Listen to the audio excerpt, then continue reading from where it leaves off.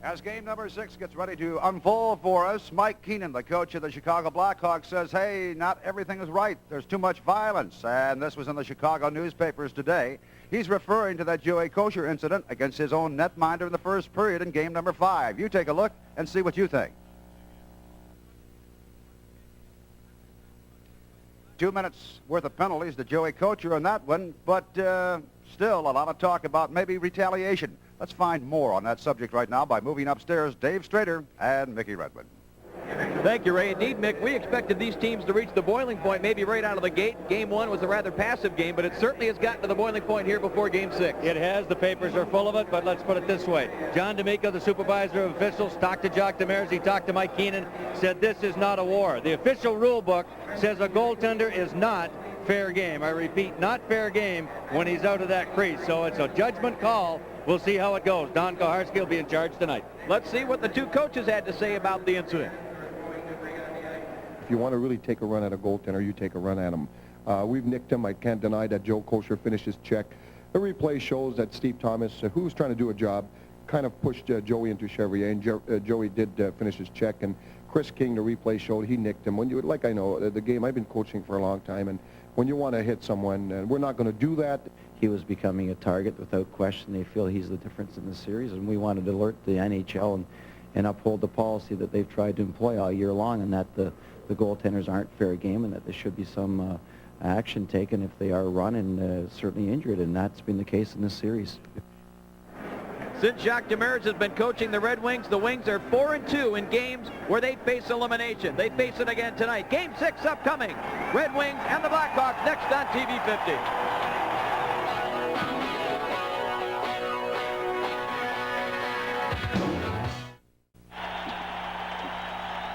Chicago Stadium, the crowd is standing as one as they're looking for their Chicago Blackhawk team to end this series tonight and move on to the Norris Division Finals against the St. Louis Blues. That would start on Tuesday night. The Red Wings, however, have different ideas.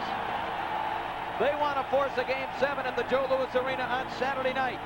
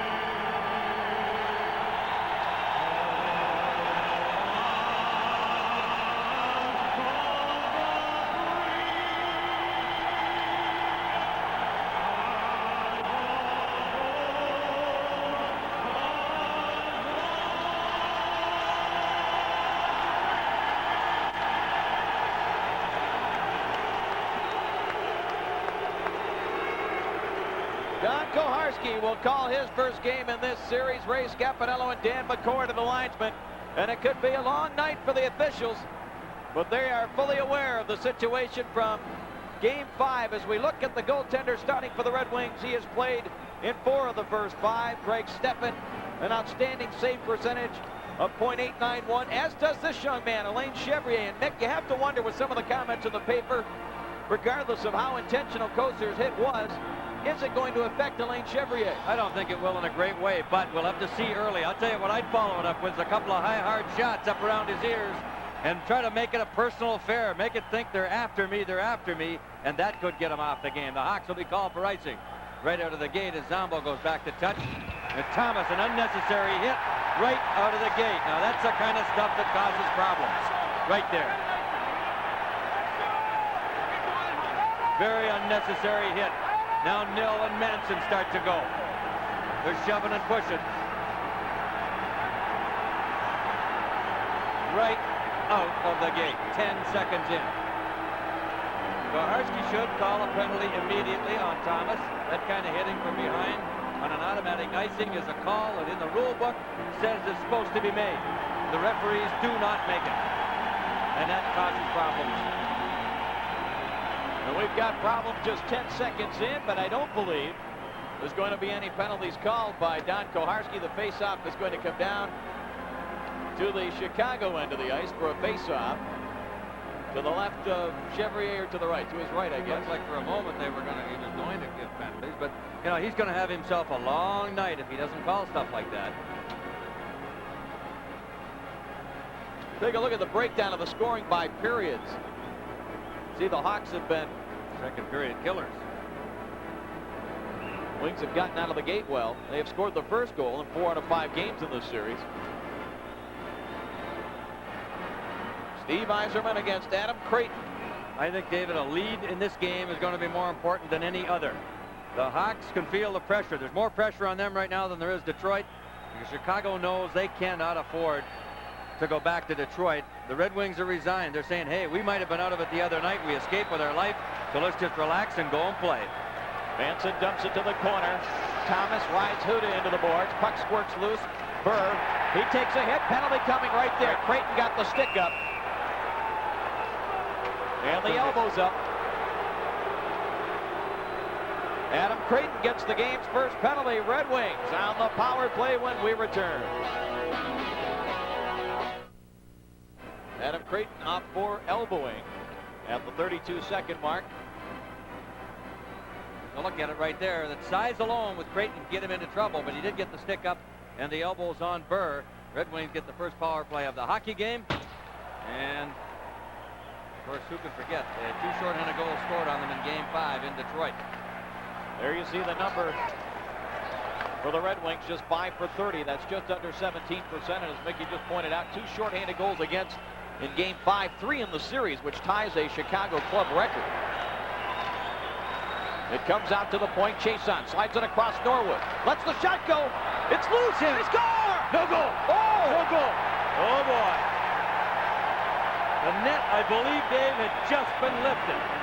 Just been lifted off its moorings before they chopped it in. Norwood's shot went off the pad of Chevrier, laid in the crease. He got bumped, and I'm not sure if it was Gallant who chipped it, but just as he did, the net was coming off. Let's see if we can pick up the sequence as it happens. Here comes McLean. There's the puck laying right there. There it is. There goes Paul into the crease. Gallant takes a chance. There it is. You see the right goalpost. No question about it. That's a great call by Koharski. That post is 8 inches off the mooring before the puck went in.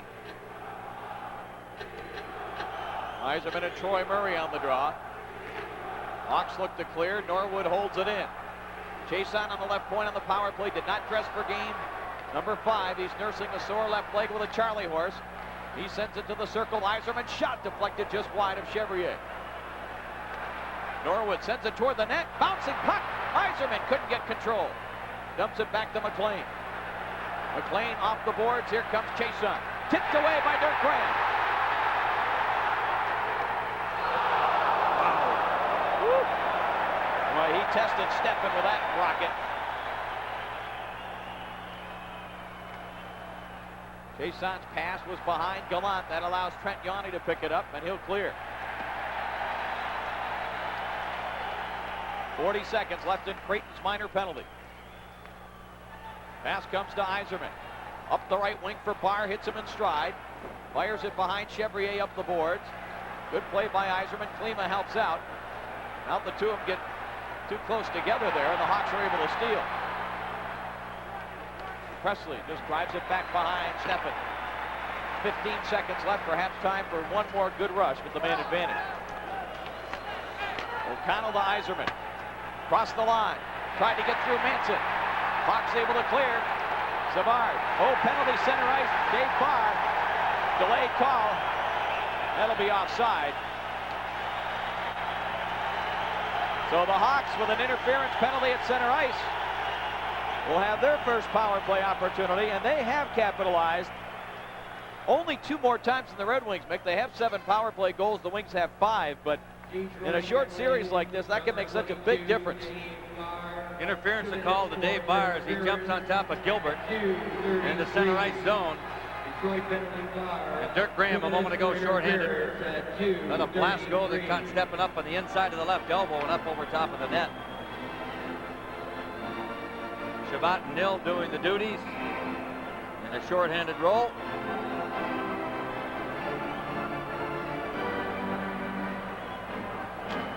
Adam Creighton right out there on this power play, gets it across the line for Manson.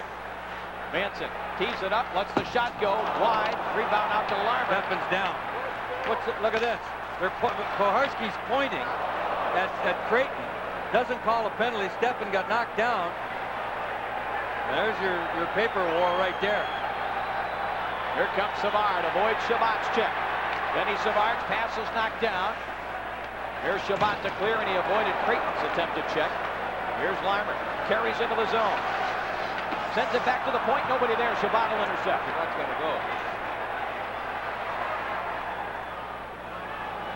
Here comes Larmer now. Challenged by Sean Burr at center ice. Larmer across the line for Savard. Savard back to Trent Yanni. Moves it to Bob Murray. Back to Yanni. Savard top of the circle. In deep now. There's the mismatch. Troy Murray's pass was blocked by Zombo. Back to Savard again. In deep to Troy Murray. Sends it across. Save it. Oh, wow. What a stop he made on Larmer, who one-timed it. Bob Murray fires it in wide. Got to take that play away. They cannot give it to them. It goes to Savard. Shot just wide. Big rebound. It goes back behind Steffen. Troy Murray plays it to Savard. 35 seconds left in the great penalty. Here it is again. Bob Murray stopped in front. Back to Trent Yanni. A drive. Blocked again. And out over the line. Whoa. 3 Red Wings are down to try to block the shot. 20 seconds to go on the penalty. Norwood should clear. But all day. And he does. 10 seconds left in the Bar penalty. Shabbat challenging Presley. Pass goes across for Bob McGill, seeing time on the power play here. Will Steffen, that deflected. That deflected. What you got? I think it was hit with a high stick by O'Connell. Yeah, it was. And then when it was touched by Steffen, the indication was made. Teams are back at full strength. 4.5 gone by, no score.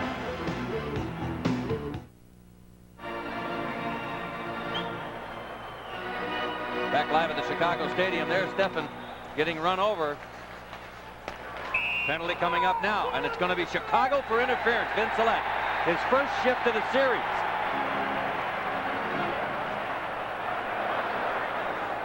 He's in the game tonight for Bob Basson, number 15. We didn't get an injury report on him, but Vince Gillette, who backed himself into the crease in front of Steffen, barely bumped him, is going to get an interference call. Watch him go for the front of the net. Top of your screen. There it is right there. And Koharski the call.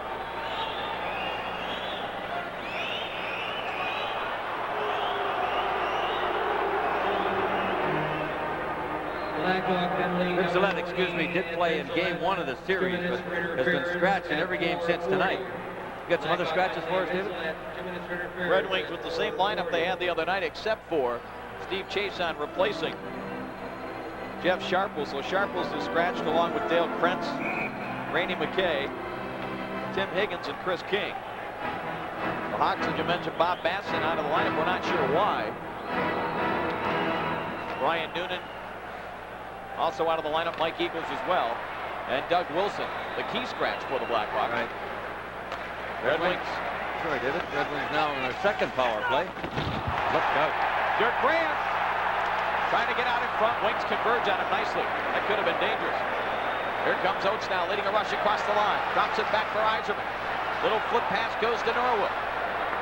In deep now to Gallant. Out in front, Chason lets the shot go. Tip, save Chevrier. Yzerman just trying to redirect.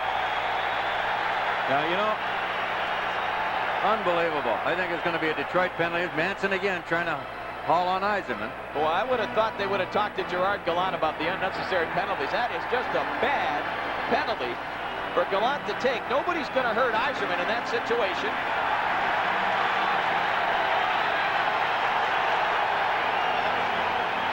Well, Yzerman took a chop at Chevrier when the puck was covered up. Bobby Murray took exception to that. Watch it. Jason shoots it to Yzerman, passes it really for the redirection. Chevrier got it with the goal stick. Now watch Murray. Takes a little chop at Yzerman. Here comes Gallant to the right of the screen. And a cross check, very light one. But Jason with a bad leg already. Boom, gets hit by Graham, and he's on the limp again. We may not see a whole lot of Jason tonight. He's got a very sore left leg. Probably just on the power play is where he'll play. But Gerard Gallant is of no value to the Red Wings in that penalty box. And it's one thing if it's a good penalty, but he has taken a lot of bad penalties in this series, probably out of frustration for the fact he has struggled offensively. Well, it's 4-on-4. Minute 28 to go in the Vincelette penalty, and now Gallant's in for a two-force cross-checking. Klima and Yzerman.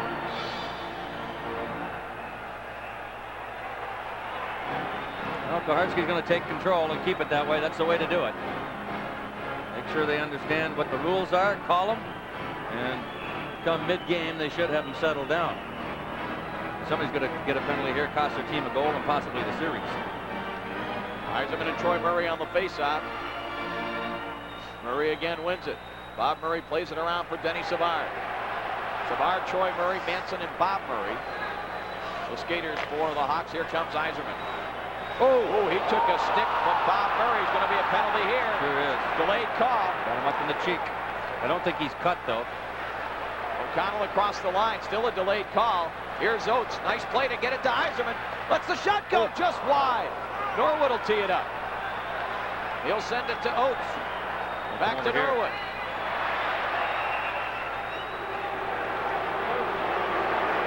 He's going to check him for any blood at all. No. None to be had. None to be found. And it'll be a 2-minute high stick to Bob Murray. Accidental, it was. But an automatic call. He missed Yzerman's stick, trying to hook check him. Yzerman was going to react and slash back, realized as he turned and saw Koharski right there that it was going to be a call, and he held his temper, and that's the thing to do. It's very frustrating. But now a 4-on-3. I was going to say, Dave, that the Wings might have been better advised there to give the Hawks the puck immediately. It would have given them a longer time with 4-on-3 rather than trying to do something with 5-on-4 there with the goalie out. Nevertheless, they have 54 seconds. With 4 skaters to 3, they'll go with 3 forwards, Oates, Klima, and Yzerman with Norwood at the point. Oates just hollered back to Stefan to be alert, because if that puck comes back, they want him to move out, play it, and get it ahead to the forwards quickly. Klima's offside. They got to get him back over there. This is a tough place for the faceoff. You can't draw it back. There's only 3 feet to the blue line. You almost got to try to flick it into the corner and hope Oates or Klima can get in there and get it. Troy Murray's been slapping Yzerman's stick. That's been his tactic. Yzerman wants to go straight to the left, over to Oates, behind Klima. No, but they interfere with Yanni. Oates is in. Oates with a chance, and saved by Chevrier. Good opportunity there. Sure was.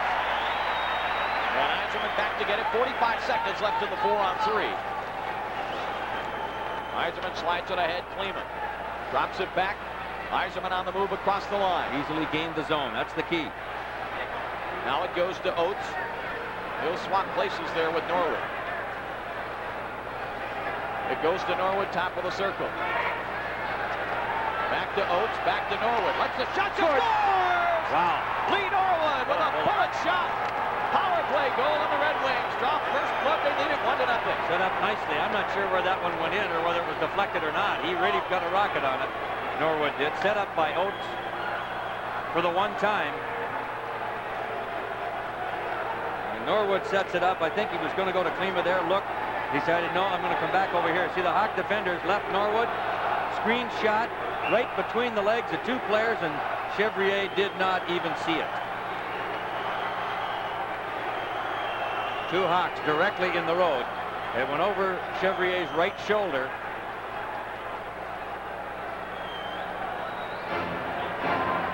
Now, the Hawks have a, you know what, I don't understand something here. I don't know why they would have a choice to bring Bob Murray out of the box, who had probably a minute and a half left in his penalty, and Vince Letter's only got 19 seconds. Well, that was the penalty that put power play, that put them 2 down. Yeah. Here comes Shabbat now. He's got Norwood with him. Shabbat across the line. Oh, that puck never came outside the line, I didn't think. Close. It was close, boy. Danny McCourt made the call from down in front of us, and he's given the signal now. Shabbat took it in and back out and back in again. So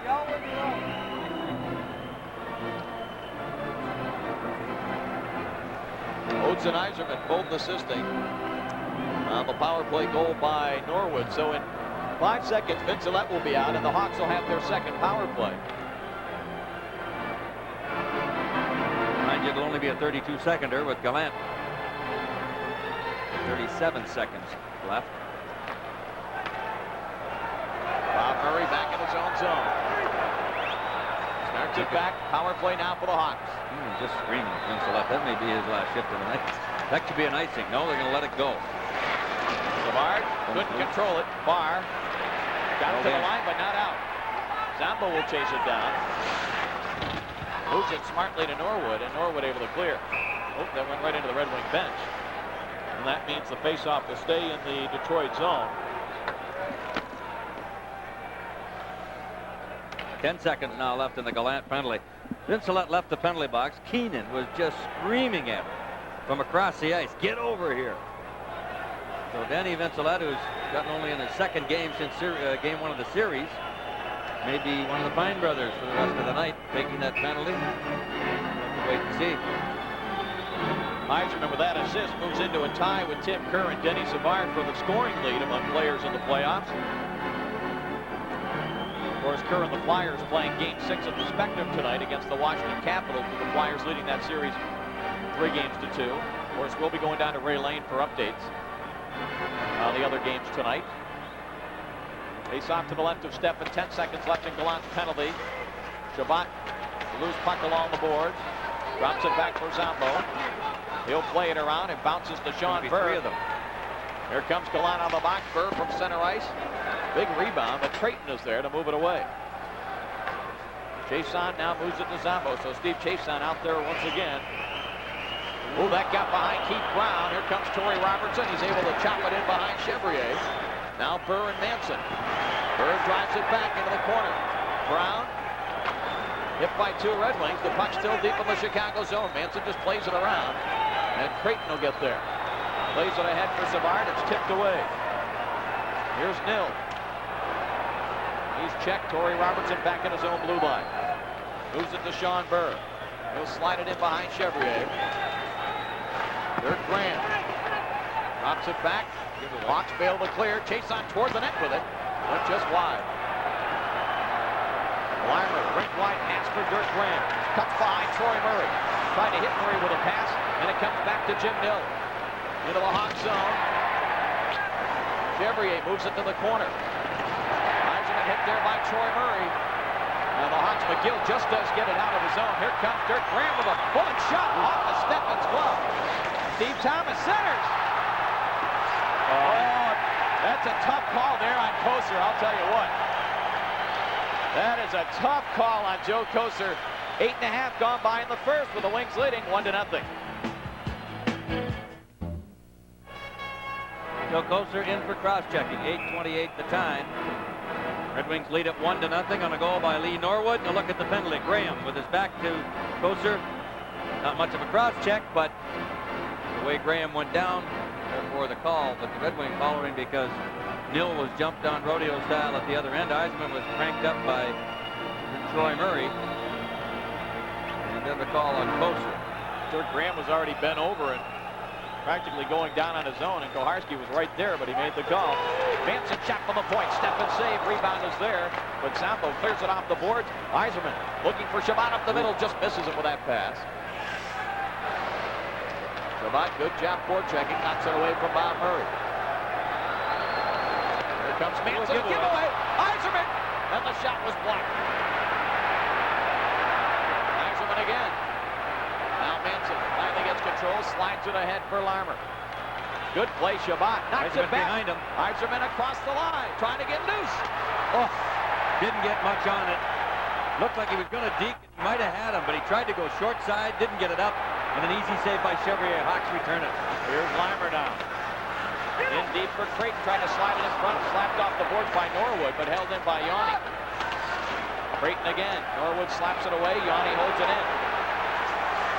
Yanni, good job controlling the puck. Sends it toward the net. Blocked in front. Actually hit Creighton. Creighton again with that long reach. He's dangerous. You got to try to get his hands. He's such a big kid with a body. You can't get to him by body. You got to take his stick and hands up to the plate to nullify him. Here's Manson from center ice. Drives it behind Steffen. Steve Thomas overskated the puck. Troy Murray now being checked. Gets it back to the line. Bob Murray for Troy Murray. Out near the blue line. Dangerous pass, but he hits Bob Murray. Steffen the save. That was pretty cool in there. Here's the mismatch the Hawks look for. They get it out in front. Bob Murray just wide. Jason, second effort to the line. Manson holds it in. Lets the shot go. Steffen the save. Hawks trying to center it. Here comes Bob Murray into the circle. To Dirk Graham. Trying to roll it in front. Couldn't get it there. Jason. Riding Dirk Graham, and it comes to Troy Murray. Top of the Time up. Coulter's up. Pass across. Quick shot. Save. Steffen. Bob Murray. Oh, what a save. They still got it. Oh, it's off of Burr. Still in play. Dirk Graham again. Out to the line, Manson. Taken away by O'Connell. That is great goaltending. I guess it was. Chevrier out of the net. Here comes Koser. Chevrier was looking. He sure was looking. Wayne Sutter dumps it in wide. Big collision there. Hudson and Huda. Now here comes Wayne Sutter with a shot. Missed the net. Bob McGill not be able to hold that in. Greg Steffen made 3 saves there. Second to none, boy. Up the boards, Huda. Got a piece of it. Bob McGill, though. Did he get it outside the line? Yeah, it'll be a delayed offside, so the Hawks will clear. That'll negate it. No icing. Vincent again. Vincent again. Oh, man. He got away with a slash, but he didn't get away with the trip, and the Red Wings on the power play when we return. Back live at the Chicago Stadium. Dan Vincelette in for the second time in the hockey game. This time for tripping. And Dougie Huda is the culprit there. Or the trippee, if you will. Greg Steffen just outstanding on that last Hawk power play. Mind you, that last shot may have just hit him from Bob Murray, but the Hawks were all over the Red Wings. And now it's the Red Wings' turn. Wings leading 1-0 on a power play goal by Lee Norwood. He has the puck. Moves it ahead to Chason. Rink wide now for Paul McLean. Red Wings' 4th power play. McLean chasing after it. Bob Murray plays it off the boards. Here comes Norwood. Good job to hold it in. McLean gives it back to Norwood. Out to Chason. Lets the shot go. That was blocked by Larmer. Chason holds it in. Manson able to clear.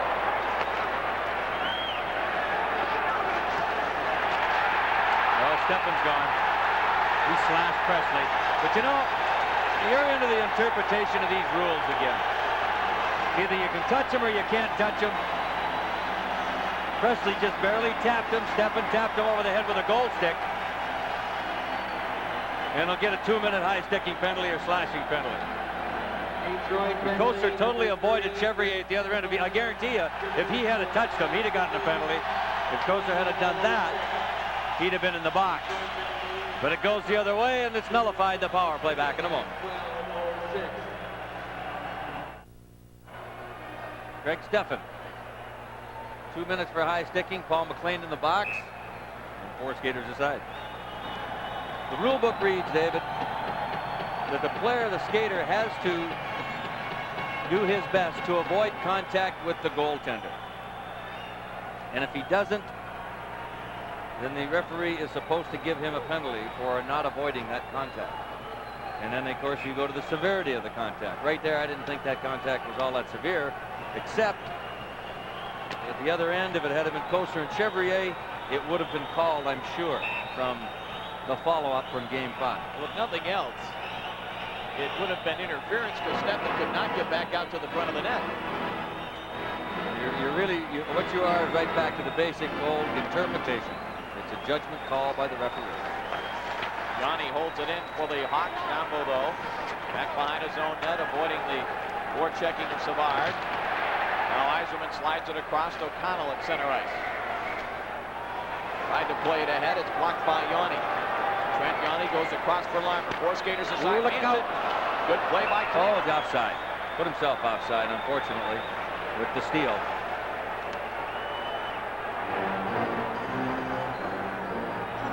Kind of unfair to Dave Manson. They gave him the puck right in his feet. At the last second, Klima came out of nowhere and actually almost got to it before Manson got to it.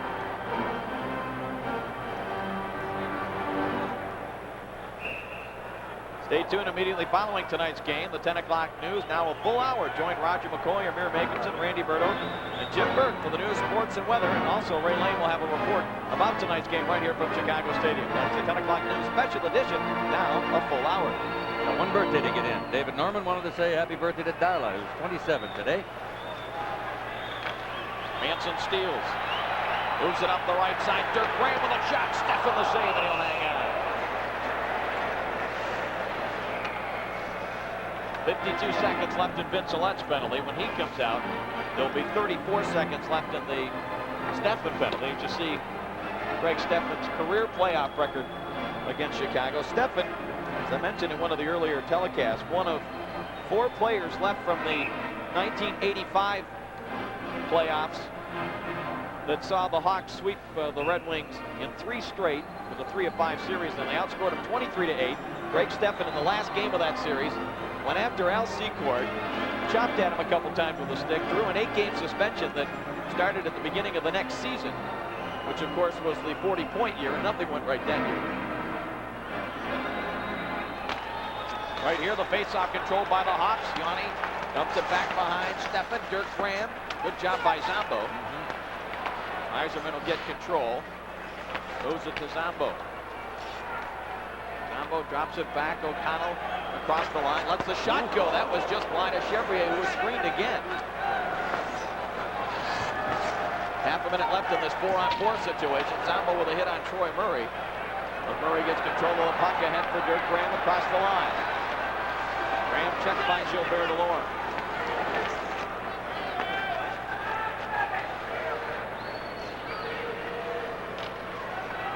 Zambo sends it in behind Chevrier. 10 seconds before the Hawks have their short power play opportunity. Here comes Savard. The man they call Savvy. Across the line. Drop pass for Larmer. Larmer slides it right through the goal mouth area. Power play now for the Hawks. Larmer in the corner. Lost it there to Delorme. Backhands it up the boards. Bob Murray held it in. Sends it across the Detroit zone. Manson steps into it. Save made by Steffen, and he hangs on. Look at Larmer. He's some upset at Manson. Put the stick up there like, take a look. I'm right here. Larmer scored his first goal of the playoffs on Tuesday night. What a move he made on Mike O'Connell on that goal. But he has been robbed on several occasions. He was stopped here on Sunday night, late in the game by Steffen, with the Hawks leading 3-2, and that turned out to be the final score. And he was robbed earlier in this game on that patented one-timer of his.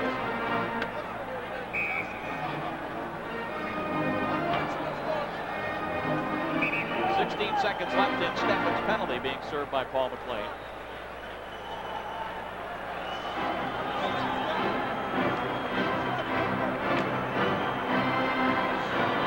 Savard and Creighton on the faceoff. It's tipped back to Manson. Ooh, Burr away by Burr. Crowd getting on top of Manson right now too. Bob Murray ahead for Presley. Sends it in wide of Steffen. Norwood drives it into the corner. Creighton is there. Creighton slides it in front, tipped away by Norwood, knocked out of the air by Burr. He lost it there. Steve Thomas trying to make a play, and it's tipped away by McLean. Wings back at full strength. Bob McGill. Ahead for Creighton across the line. Adam Creighton pulls up, Tried to slide it in deep. Here's Thomas. Sends it back up the board. Presley is there. O'Connell cranked up Thomas behind the net. Nice finish. Corey Robertson. Center ice. Drives it in behind Chevrier. Conroy plays it around. Robertson is waiting there. They scrum for that loose puck. Zambo pinches in. Gets a stick on it. Puck comes loose to the line. Oates taken down by McGill. Here comes Conroy. Bodies everywhere. No, okay, goal penalties coming up. Ray, what's happening downstairs? Well, right now from that Philadelphia-Washington game, Philadelphia in possession of the puck right there, and Gordy Murphy will be right in front of the netminder to put it in. And Philadelphia trying to eliminate Washington tonight. Goes up 2-1 that game now in the second period. Back upstairs. Well, I guess the Washington papers all over the Capitals after their 8-5 loss in Game 5. Ron Hextall, the only goaltender who's ever shot the puck into the net to score a goal, scores his first of the playoffs in an empty net while his team was shorthanded. And the great finish by the Washington Capitals, and they've had a lot of great finishes here in the 80s, but they haven't been able to finish very many playoff series on a positive note. They lost the 7th game last year at home to the New Jersey Devils in the division finals. Barr and Gilbert. Are they going to go? No, they look like they may have them separated. Tempers continue to flare. Here, is that Sutter giving it to Oates. Gonna wash his face. Barr and Gilbert are gonna go for sure.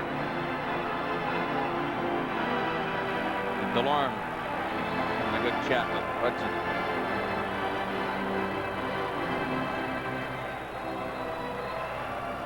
Well, they get everybody separated here as we expected. Short fuses in the first period of Game 6. Red Wings looking to even the series. They lead it 1-0. 15:05.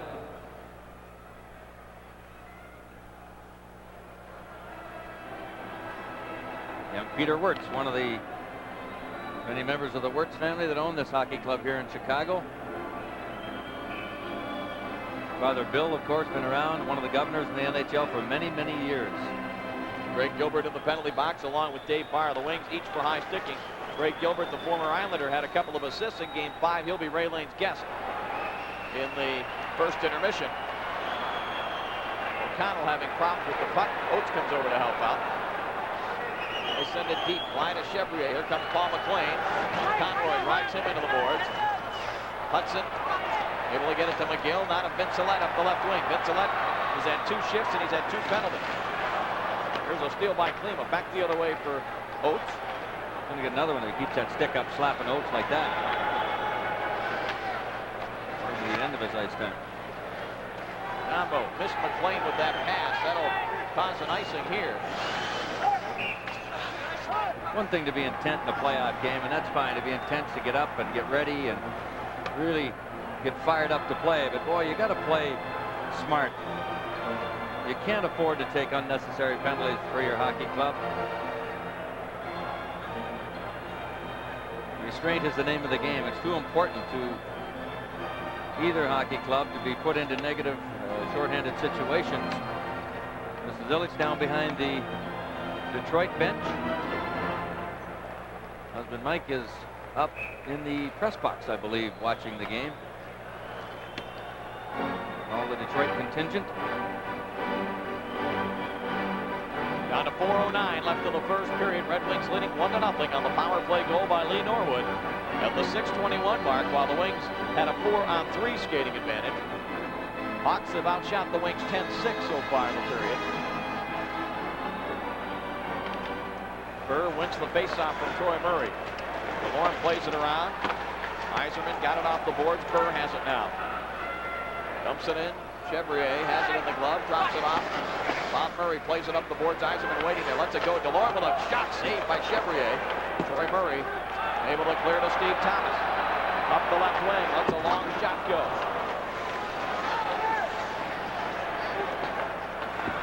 Dirk Graham trying to break loose from Norwood. Now Yzerman and Troy Murray back there.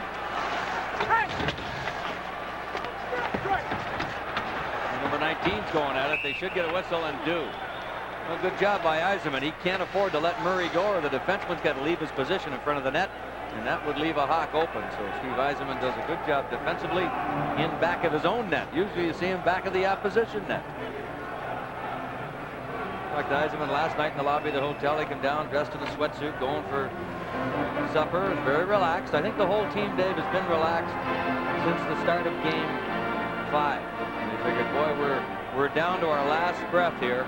And of course, a couple of minutes into the third period, the short-run goal by Conroy. I think the crowd was out of it at Joe Louis Arena.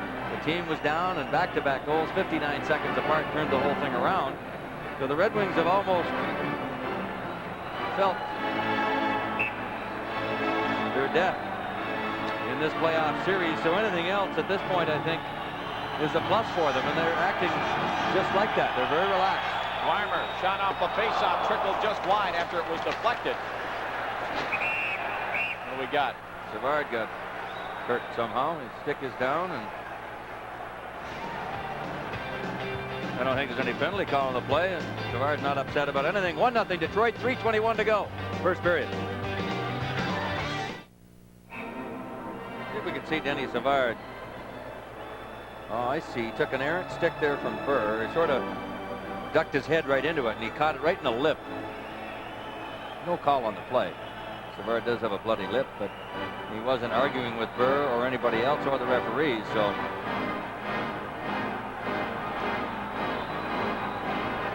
Face off in front of the Detroit bench. Burr and Creighton. Creighton taken down by Burr. O'Connell able to clear it. No icing here. Chevrier will just steer it aside for Manson. He's watched closely by Jim Nill and Torrey Robertson. The pass goes to Steve Thomas. His second game of this series. Long drive just wide of Steffen. Creighton centering pass blocked by Steffen, and O'Connell kicks it to the corner. Robertson gets it to Burr. Flip pass for Nill. Burr just drilled Creighton with the stick. Who's got possession? Who's it going to be? Burr? I believe it is. Burr drilled him, and Creighton retaliated, and Burr's going to get the call. He got the hat knocked right off him into the Chicago bench. John Burr got his head up, saw big Creighton coming at him. Got the elbow up. Detroit penalty number 11, Sean Burr, 2 minutes. Wings again will be shorthanded. We've had a lot of power plays in this first period. Detroit penalty Burr. This number 5? 5 for Chicago? Of course, so many of them have been overlapping that I think 2 or 3 of them have been less than 20 seconds. Have a look here. See, Burr makes the pass, saw him coming, got the stick up and the elbow up. Now Creighton roughs him up there too, but doesn't get a call. So Detroit's at what, 3? Detroit's at 4. This is number 5 for Chicago. So we're back to that penalty time thing. Power play time. Hawks controlling Yanni in his own zone. He'll play 1 point, Manson the other. This is where they really miss Dougie Wilson, see, the veteran. Manson slides it back for Yanni. Jim Nill right after him. Decision making, such an important factor in the extra man power play situation. And without a veteran like Doug Wilson back there, they're definitely losing a lot. Manson. Hawks move it ahead. Troy Murray across the line. Takes it to the circle, wheels it around the boards. Manson back at the right point to stop it. Sends it toward the net. Presley couldn't redirect it. Sends it out to the left point for Yanni. Back in deep, Dirk Graham. Oh, DeLong broke his stick. Oh boy. Like a 5-on-3. Manson shot, Steffen save. Loose puck. Went wide. You know what you got to do is try to steal one off one of the Hawks. Yzerman gave him the stick. Yanni gives it to Presley. Presley shot blocked by Norwood. He went down. Timed it well. Yzerman out at the top of the penalty killing without a stick. Redirection save. Steffen. Somebody, Yzerman cleared with a hand. Somebody had to throw the stick out in the ice. Now they get Yzerman a stick. Yanni dumps it in wide of Steffen. Norwood had it knocked away. Creighton scores!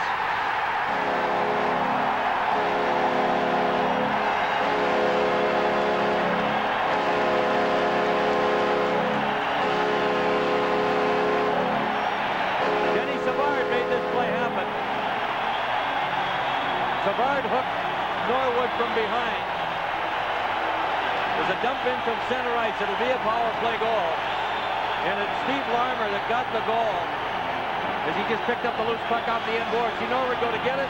Savard hooked it around him. And Larmer, as he did in Game 5, stuffed it and went off Steffen's right skate.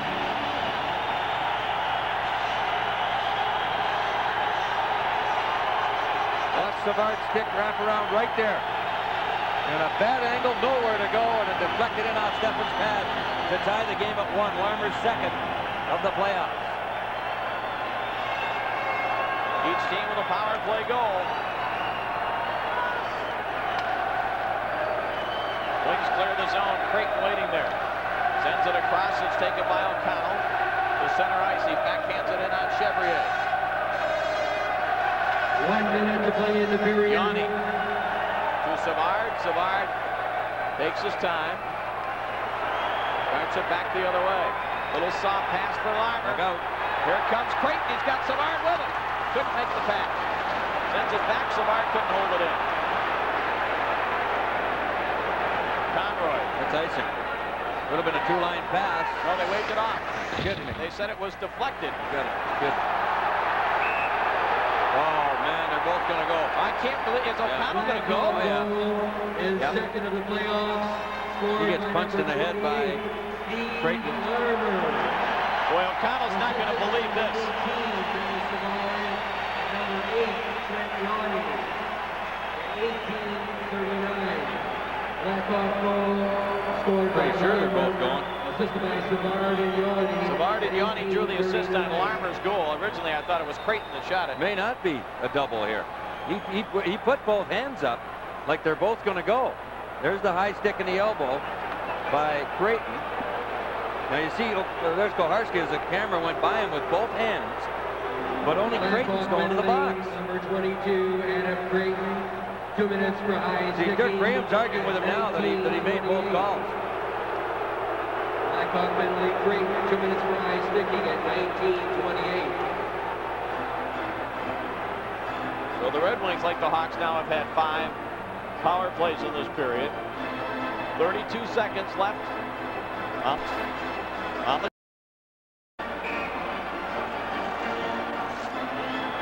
Hard to tell in the second angle of that replay. Did that Larmer goal beat Steffen off the left skate on the short side or go through the legs? I think he went under the pads and hit the pads and went in. He had nowhere to go with it, so he just stuffed it. That's how he got his goal in Detroit, through the pads as well. Norwood moves it to Chason. Gallant right in front of the Hawk bench. Jammed up there by Dirk Graham. Wings just trying to dig it loose. Hawks content to let that clock run. Here comes Troy Murray. Offside. Boy, Murray hauled down, and they're looking for a call there. And now Graham's at it with Chason.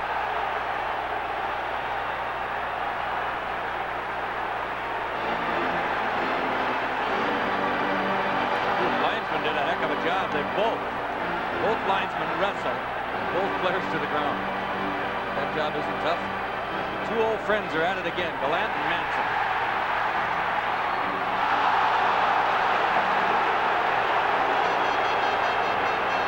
They're going to go or not? Might as well just let them go and get it over with. They've been going at each other the whole series.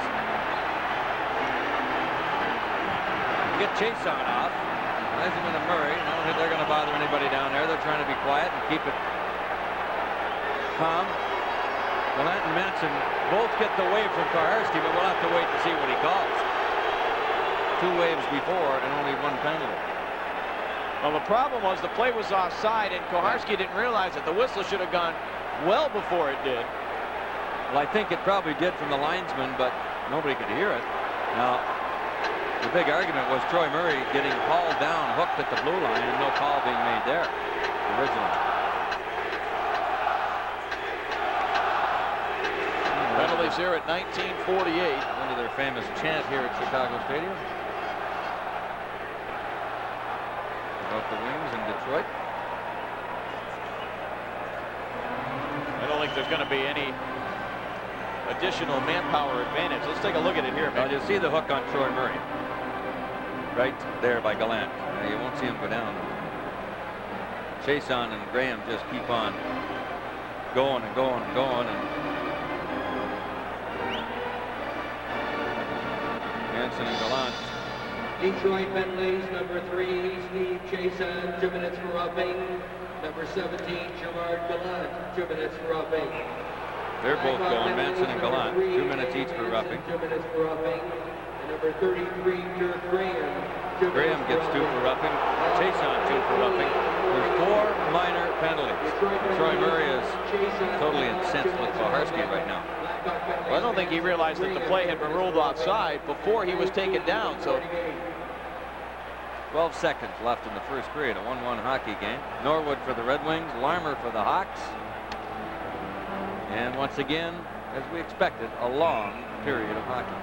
the up and down season of the 88-89 Red Wings will make a great story and a great addition to your sports video collection.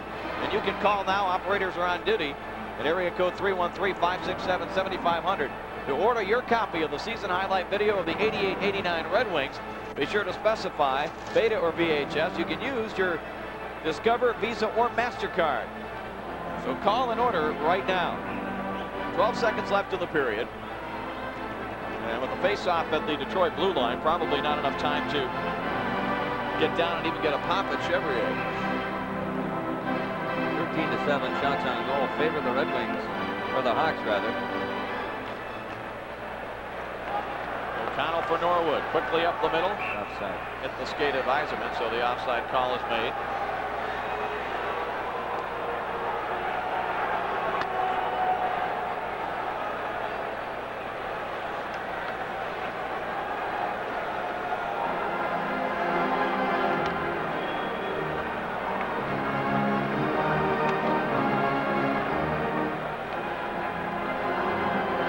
Off just inside the Detroit line where Norwood originated that pass. Oates at center ice, 4 seconds remaining. He'll shoot one in toward Chevrier, and that'll do it as the siren goes off. First period pretty much having everything that we expected. A lot of chippy play, several penalties, several power play chances. Each team scores a power play goal, and it's 1-1 after one. When we come back, Ray Lane visiting with number 14 of the Chicago Blackhawks, former New York Islander Greg Gilbert. That and much more right after this.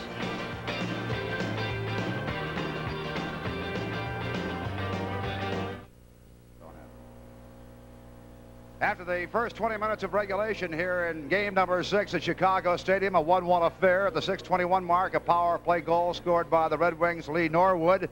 And then at the 18:39 mark, Larmer comes in on the power play for the Blackhawks, and it's all tied up at 1-1. Like we had the other night in game number 5 at the end of the first period, the end of the second period, little tussles along the board just before the period ended. And maybe we can find out a little bit more about it from Greg Gilbert as he steps in right now. Greg, we appreciate you giving us a little time. Thanks very much for having me.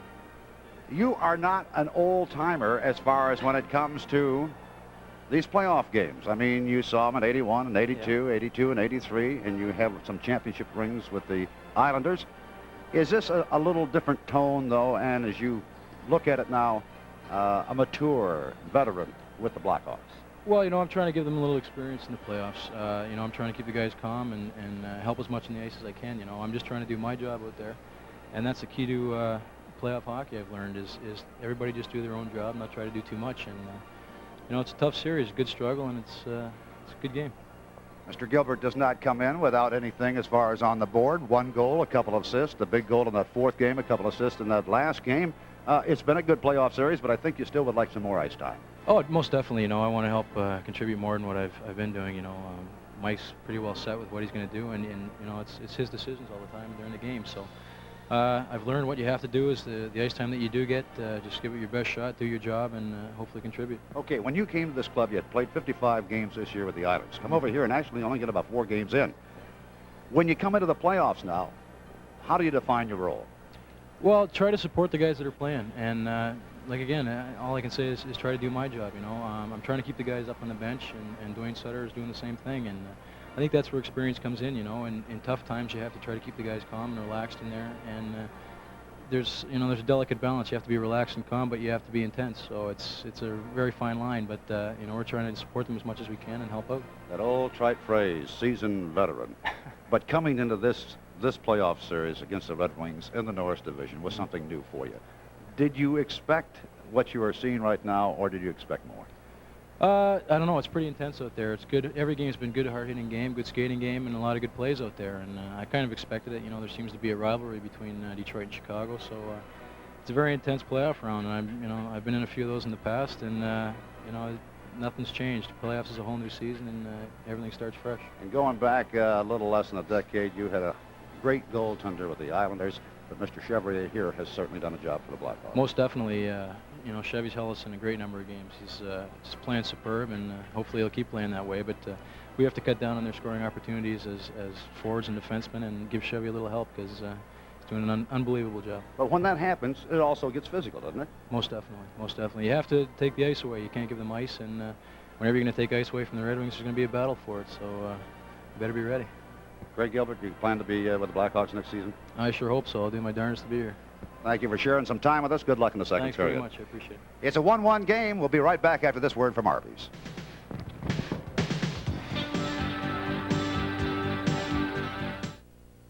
You're watching first round Stanley Cup playoff action between the Detroit Red Wings and the Chicago Blackhawks on WKBD TV 50, your place for sports. Back live at Chicago Stadium, where the Red Wings, for the second time in this series, facing elimination, trailing the series 3-2. We're all tied at the end of one period of Game 6. Score is 1-1. Mick, really a pretty tight checking period of hockey with all the chippiness in between. Pretty much so. Even though the Hawks outshot him by 6 shots, Stefan, I thought, made several real big stops in the mid part of that period, and the Hawks started to come on later. But, boy, I'm telling you, it's dangerous when you're playing with power plays like that on both sides. I mean, sooner or later, you're going to get burnt by them, and, if they have that many throughout the whole hockey game, you average 5 a period, my goodness. You're going to be shorthanded a lot, and that means a lot to your line changes. A lot of guys aren't getting ice time. They're sitting on the bench. Legs get stiff. Not very good. Doesn't make for a good situation at all. But Stefan came up with some big stops in a very tight period. Jock's got to be happy. They're on the road. They come out of it 1-1. What the heck? And, kind of a break goal for the Hawks on Larmer. Good play by Savard, as he stripped Norwood of the puck. We'll have a look at that right now. Second goal of the period. We'll look at the first one right now by Norwood on a power play. And Norwood does get credit as it goes all the way from the point through 2 sets of legs of the Chicago Blackhawks. Chevrier did not see it at all. And the one-timer from Oates, he just gave it to Oates, got it back, and didn't stop it, just boom. And it was 1-0 early in the hockey game. 6:21.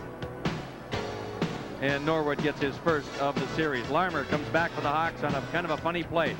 Norwood goes into the corner. Watch Savard closely behind him. Puts his arm on him and just lifted the stick barely. And there's the shot banked in off Stefan's pads underneath. Larmer with nowhere to go, but he just stuffed it at the net. That's the old adage. If you got nowhere to go with it, put it on the net. You never know when it'll go in. Larmer did and gets his second to tie the hockey game. But it's right where we began about an hour ago. We figured we'd get about an hour in the period, Dave, and that's what it was. 55 minutes of slamming and banging. Each team with 5 power play opportunities. Each team scored a power play goal, and the Hawks out shooting the Wings 13-7. Right now it's time for our Little Caesar Player of Tomorrow, and tonight we look at a young man by the name of Dan Curry. Player of Tomorrow, brought to you by Little Caesars, where you always get 2 great pizzas for 1 low price. Tonight's Little Caesars Player of Tomorrow is Dan Curry. Dan currently plays defense and goalie for his Birmingham Mustang Squirt AA travel team. I first started when I was 4 years old, played for Rexel Electronics, and I took after, I think, 3 of my brothers. Dan is 11 years old and attends Detroit Country Day. He started skating at the age of 3 in the Detroit Skate Club. This season, Dan and his Mustang team compiled 53 wins, 20 losses, and 5 ties as they went on to win the district and state championships for the 2nd consecutive year. Last season, his team traveled to Chicago for a Thanksgiving tournament, where they won 2 games, and then competed in Buffalo, New York, where they won once. The most exciting thing that happened to me was when the Birmingham Mustangs won their first Squirt A championship for the state and for a Squirt AA championship for the state. Because of his aggressive style of play, Little Caesars is proud to name Dan Curry as the Little Caesars Player of Tomorrow.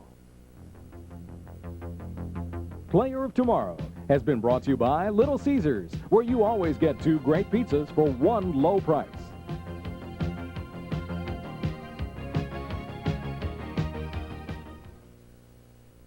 You're watching first round Stanley Cup playoff action between the Detroit Red Wings and the Chicago Blackhawks on WKBD TV 50, your place for sports. Still 1-1 here after one period of play at Chicago Stadium in game number 6 between the Blackhawks and the Red Wings. And an update now for you in that Philadelphia-Washington game. The Caps have just picked up a goal in the third period to tie up the game. And keep an eye on Stevens here. The Caps down 2-1. Philadelphia out in front at this point. And a good scrap for the puck in behind the net, back out in front. Good clean shot, nobody around. Beats him on the left side. And Stevens with the goal ties it up at 2-2. Earlier, it was Murphy and Prop scoring for Philadelphia. So we'll keep you posted on that one. Philadelphia leading in the series 3-2 coming into that one. 2 other games going tonight. That'll find Calgary out at Vancouver. Already 2 shutouts in that series in the first 5 games. And Calgary needs one more win to eliminate the Canucks. And the LA Kings will be playing at Edmonton. Edmonton with a 3-2 lead in games played so far in that one. And when the scores begin to come in from that Calgary-Vancouver, we'll pass it along to you. Well, things are heating up, getting all ready for the second period. 16 penalties called in the first period. Let's move back upstairs. Once again, here's Dave and Mickey. Back upstairs, thank you, Ray, and a couple of different stats that we've been keeping track of here in the first period of this game, Mick. Yes, we've got some hits. Chicago out-hitting Detroit 16-11. The Blackhawks had 7 hits in the offensive zone. Detroit just 4. Zombo alone had 4 hits for Detroit. And face-off, Chicago 15 of 28 and Detroit 13 of 28.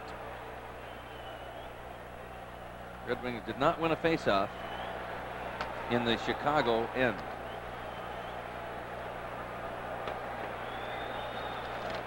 Minute 28 remaining in Adam Creighton's penalty as we start the second period. Alain Chevrier faced but 7 shots, was beaten once on that power play goal by Lee Norwood. A very special Red Wing hello and best wishes we want to send along to Diane Chappell, who's up at Munson Hospital in Traverse City, a long time Red Wing fan. In fact, we understand that her and her husband's first date was at Olympia Stadium many years ago, and they named their first son Gordie after, obviously, the great Gordie Howe. We want to pass along best wishes to Diane.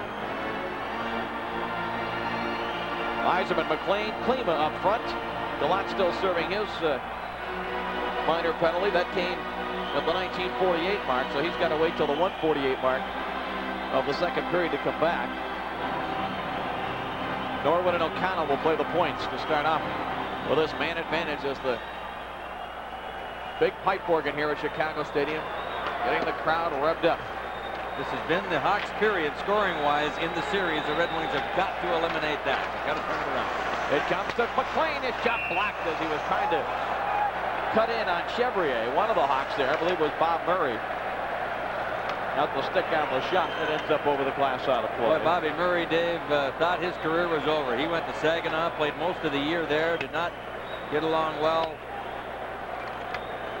with Coach Keenan, or Mike Keenan didn't like the play of Bob Murray, whatever, and he just never thought he'd see the NHL again. But fortunately for the Hawks, he's back with Doug Wilson's injury. He's got a goal in the series, a big one here in Game 4. And the old Kent put an old head on young shoulders, boy. Murray, a 14-year veteran. Yzerman able to reach around Troy Murray, gets it back to Norwood. Norwood moves it to Yzerman at the rim of the circle. He gets out between the circles. Boy, is he tricky with that puck. Goes to Klima. Back to Yzerman. He let it go for O'Connell. Lets the shot go deflected. And Chevrier has it in the glove. McLean was hoping for a rebound, but there was nothing there. O'Connell kept the shot down, but Chevrier saw it all the way and did not allow a rebound. McLean was poised and ready to snap one home.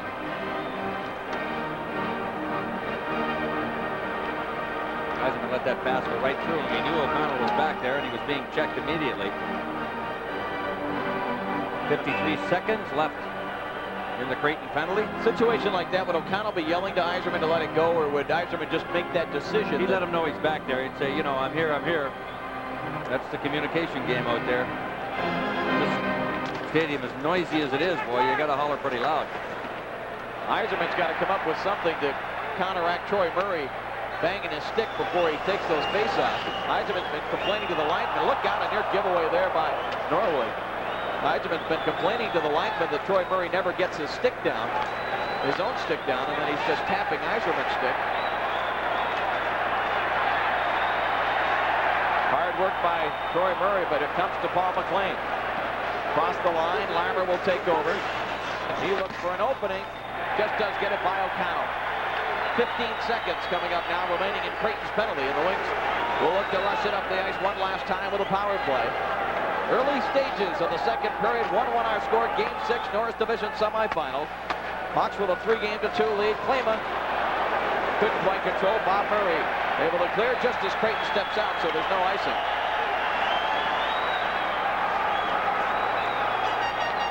Comes to Norwood. He has the Red Wing goal in this game. Carries across the line. Makes a little move. Whoa, he's hooked, and a penalty coming to the Hawks again. Norwood, I think, fooled everybody on the Hawk defense. They thought he was going to dump it in. Wings with a man advantage when we return.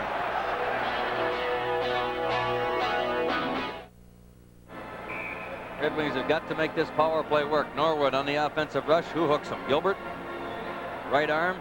Lee did a good job to help Koharski make the call, as all players are doing today. Red Wings only had one shot on goal in 1 minute and 30 seconds of that first power play. Got to do better than that. Face off to the right of Chevrier.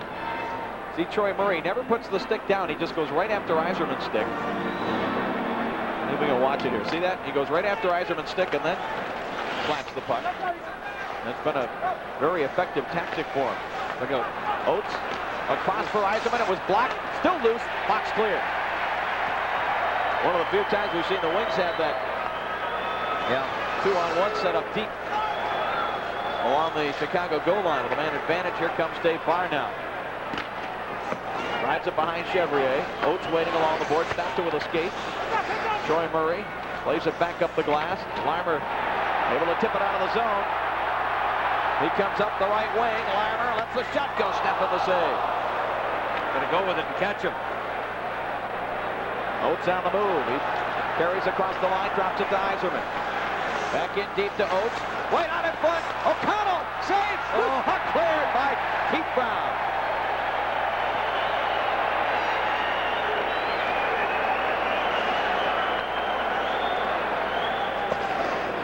Bouncing puck back there. Conroy drives it up the boards. Gilbert DeLorme. He bumps with Presley. DeLorme gets it across the line. Chevrier left it there for Keith Brown. He'll slap it up the boards. Zombo. Giveaway there to Savard. Waiting for Presley to get outside. He didn't wait long enough. Oh, we're going to have a penalty after the offside. Aaron high stick by now. An Aaron high stick by McLean. Now what Savard is claiming that he's cut. Now he was cut early in the game on the lip. And it will not be 5 minutes. Koharski's not going to buy it.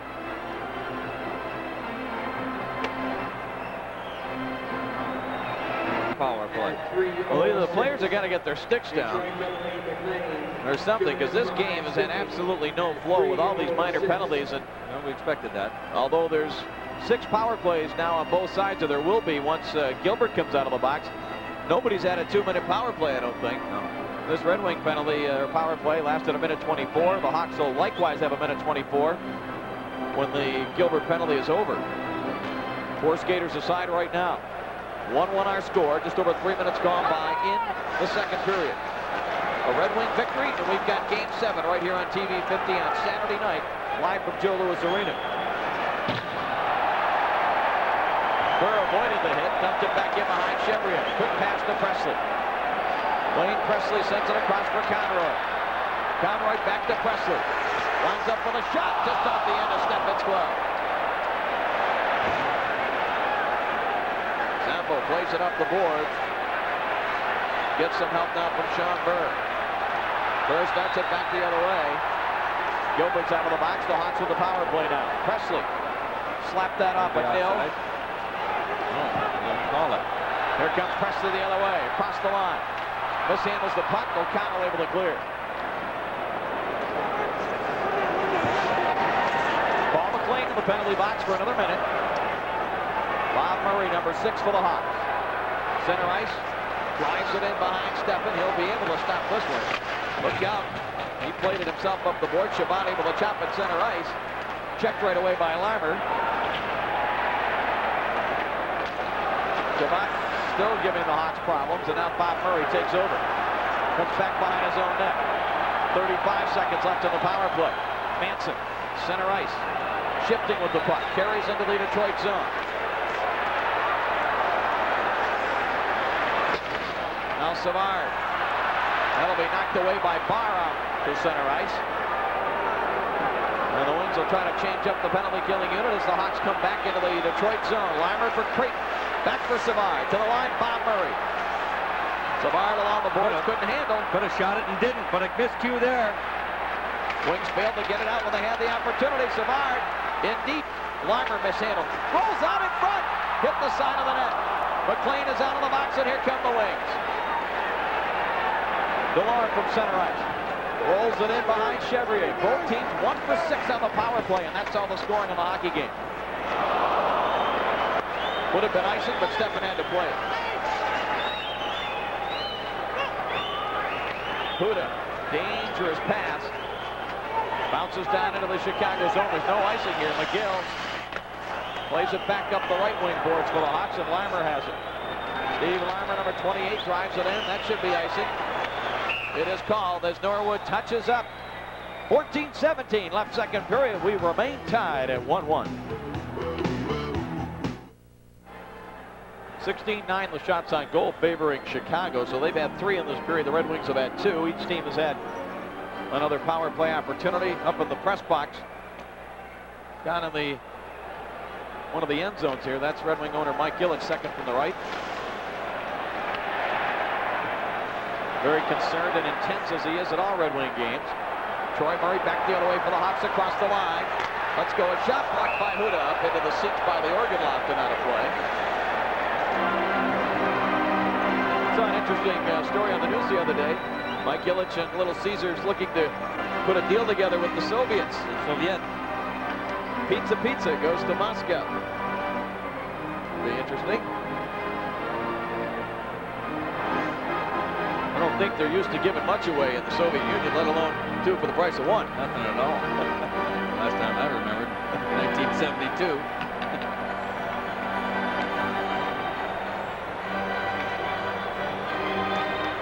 Hudson wins the draw to Yanni. He didn't have much room to operate, but he kept it in. Here's Chason. Slaps it to the corner. Burr slides it up the boards. Robertson hit hard by Thomas. Thomas slides it back to the corner. Dwayne center. Checked by DeLorme. The line you got to watch out for. Big and strong. Sutter. Hudson, look out. Oh, what a save, Steffen. Corey Robertson may have gotten away with a cross check there. Wow, I'll tell you what. Hudson had the open net. Steffen just, by pure reaction, just put his leg over there, and Hudson slammed it right in. Here's Thomas. Look out. He can shoot it, but he elects to pass this time to Savard. Shot. Save Steffen. He's knocked over. Sutter takes a dive as Steffen. He hit him with he sort of swung the stick at him. Robertson in with McGill. And here comes another hit. Larmer up to get Zombo. Things are heating up again. Here's Koser. Quick pass. Didn't quite hit Eiserman with it. Driven back in by Conroy. Chason bangs it off the board. Savard. In front. Larmer scores. Chason down and hurt.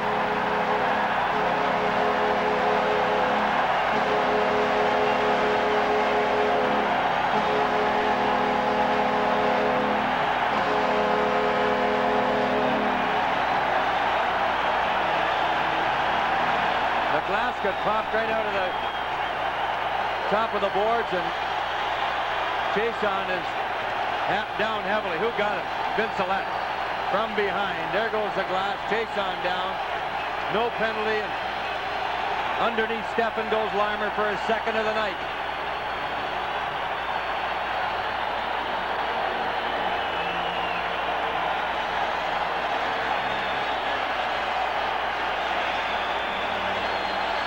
Chason cleared the puck off the boards. There were 2 Hawks on him, and there was a third one, Savard, trailing, and he picked it up and dumped it through to Larmer, and he stuffed it underneath Greg Steffen.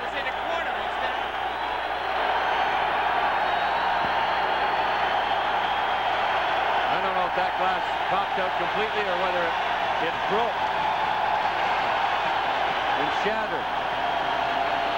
Nevertheless, it's 2-1 Chicago. Look at the 3 Hawks right there. Jason doesn't get a good angle on the pop. And here's Savard to Larmer out in front.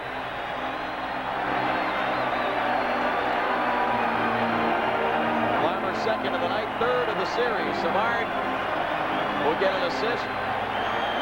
Steve Jason favoring that sore left leg. Blackhawk goal is second of the game, is third of the series.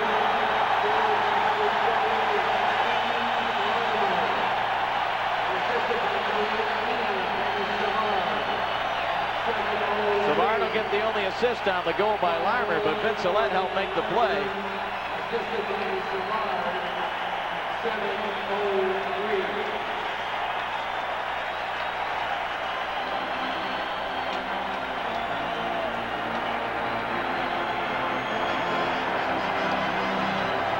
Jason went into the boards with, I don't remember which, with his left leg too.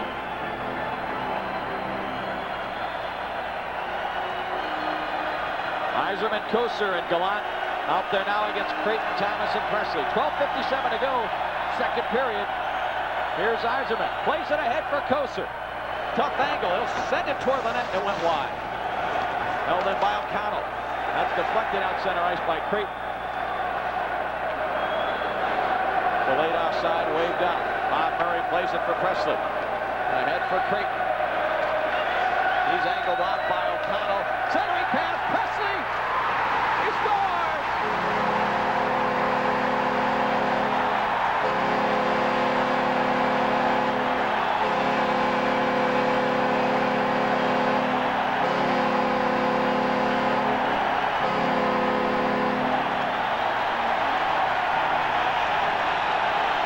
He's got 2 other goals shorthanded. Presley snuck in behind Yzerman. Thomas jumped on the loose puck. Went off of Stephan's right elbow and down into the corner of the net. Oates across the line.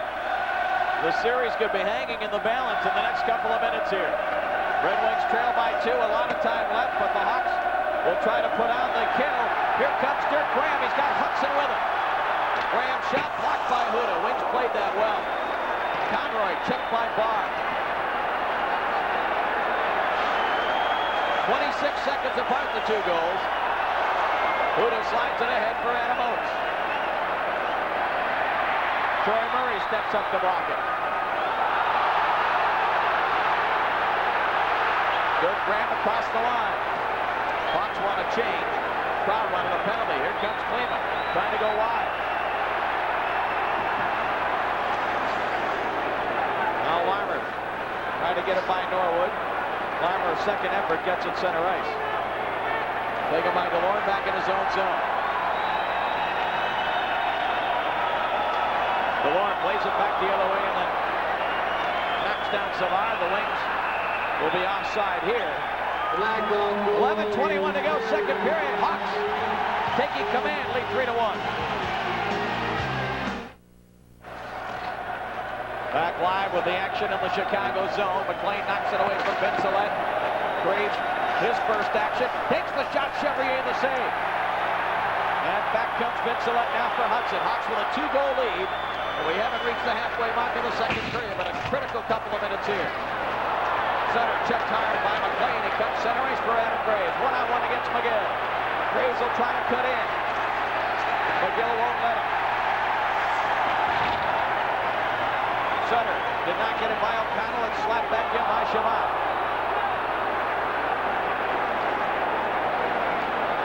Bob McGill backhands it for Vince Alette. He'll slap it back behind Stephan.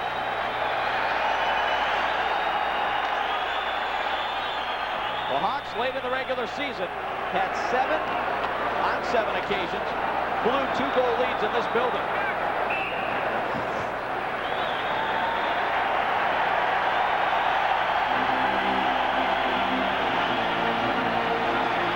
This crowd into it right now, exactly.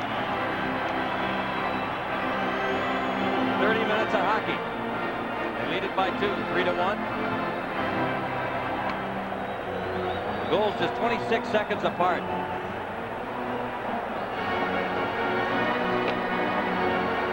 face on now. If it's going to go to the Detroit dressing room, I'm pretty sure he's done for the night.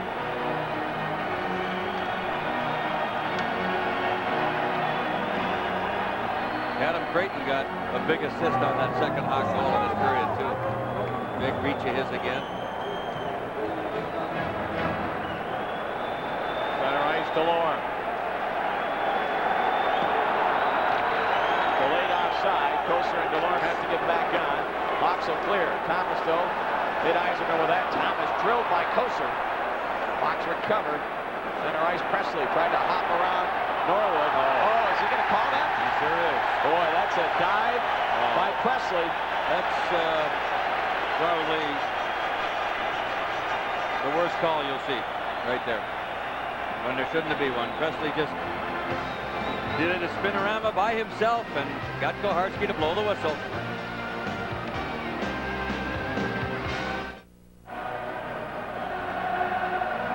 I didn't think there was any way he was going to call this.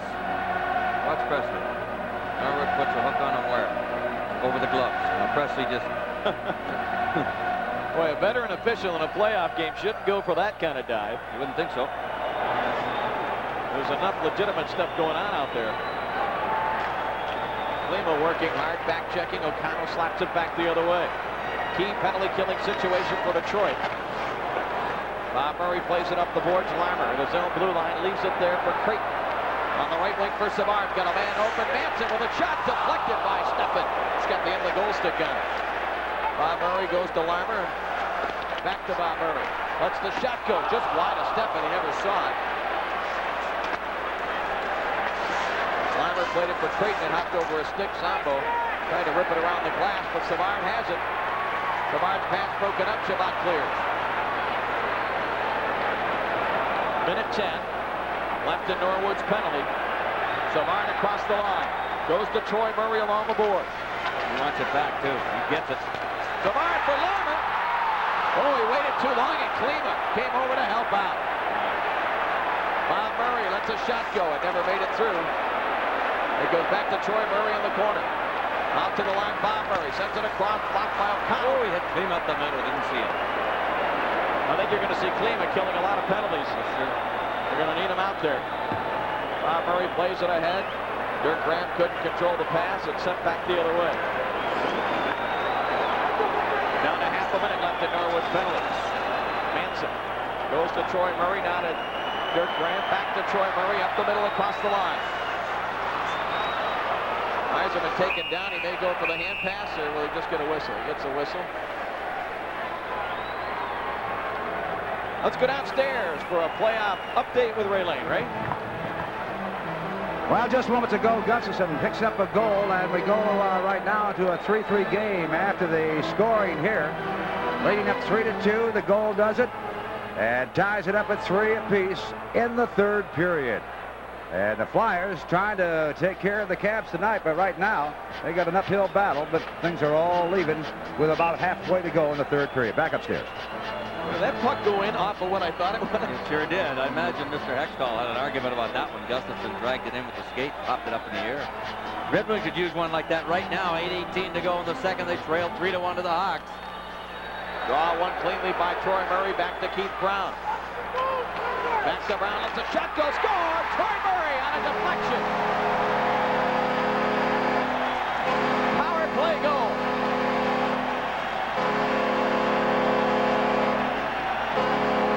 Not much you can do about those. Murray standing right in the doorstep of Greg Steffen, redirected it right underneath him.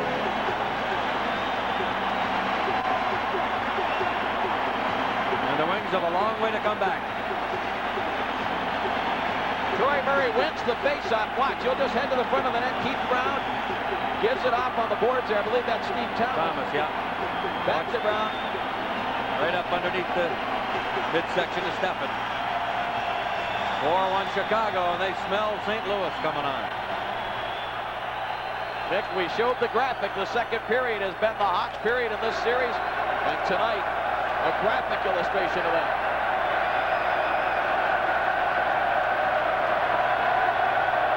Oates across the line, couldn't make a move with it. Dirk Graham, he's got Hudson. Graham into the zone for Thomas. Whoa, and it ricocheted just wide. The Hawks all over the Red Wings now. Oates drives it in behind Chevrier.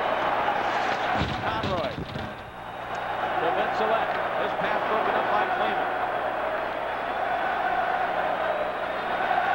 Oates sends it back in on Chevrier. He drops it off for Conroy. Zombo trying to wait for Barr. Now the Hawks able to clear the zone. Check there by Oates. Brown rolls it back into the Detroit zone. 7:10 to go, second period. 4-1 Chicago. Detroit has got to get the next goal. They've got to try to get one right here in the second period. At the very least, go into that third period needing 2 goals. Let to go to Vincelette. Vincelette took it away from Zombo, but Zombo stole the centering attempt. Ahead to Paul McLean, up the left wing side, Gallant. It rolls in wide to Chevrier. Right up, Yanni! Trent Yanni. Couple of wings on him. Yanni able to drag it to center ice. McLean works him over. The puck rolls in wide to Steffen. Salar. Checked by DeLore.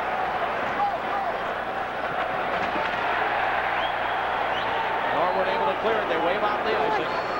Conroy behind his own net. Flips it high up the glass. It'll end up in the seats on a play. 6:17 to go, second period. Hawks with a 3-goal lead.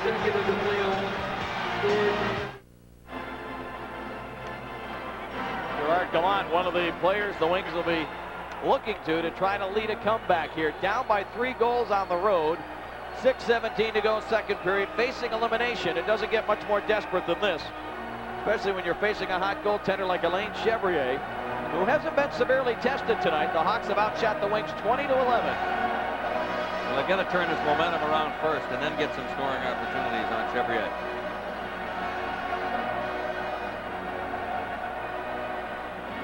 Wings again out hitting the Hawks in this period by a better than 2-1 margin, but the Hawks taking advantage. Here's Gallant, rips a shot. Chevrier save, rebound as Yzerman was checked. Goes wide. Center ice Conroy up the left wing side for Hudson. Back for Conroy. Tough angle shot. He missed the net. McLean. And now Norwood for Yzerman. Across the line. Peels back. Yzerman looking for some room. Good poke check there by Conroy.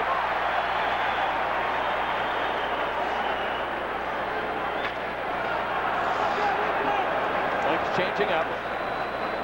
Conroy flips it back. Knocked down by Zombo at his own blue line. Up the middle, Graves tips it ahead. Conroy slapped it off of Yzerman. Now it comes off the boards and it's out center ice. Back to get it, O'Connell.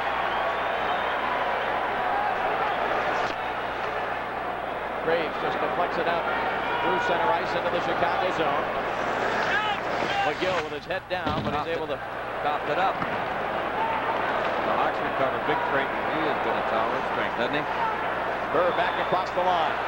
John Burr sends it back toward the net, knocked down by Graves. Chabot rolls it out in front.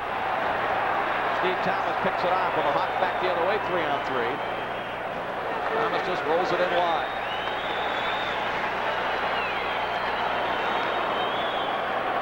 Chabot gives it back to Burr across the line. He'll try to cut in. Taken down by Conroy. Loose puck, and Savard is there to flip it away. DeLore. Deflected by Burr up into the Chicago zone. They're working hard. They're working hard. That's what they've got to do. Just keep working. Try to get themselves a break. Larmer across the line. Sends it across. Savard. Back into the corner for Larmer. Rolls it out in front. Picked up by Chabot. Center ice for Barr. He's got Klima with him. Barr across the line. Thinks and plays him well.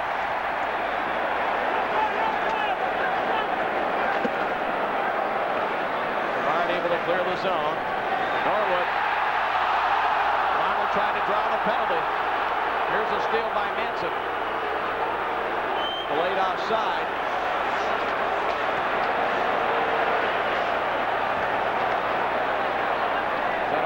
Select, trying to wheel it back into the wing zone. DeLore blocks it. Trent Yanni will have to chase it back behind his own net. 3:40 to go, second period. Wings need something before the intermission.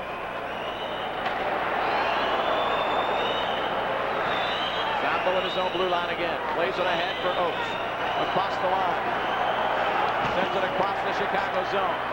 Zambo for Klima. Klima sends it across. O'Connell shot wide of the net.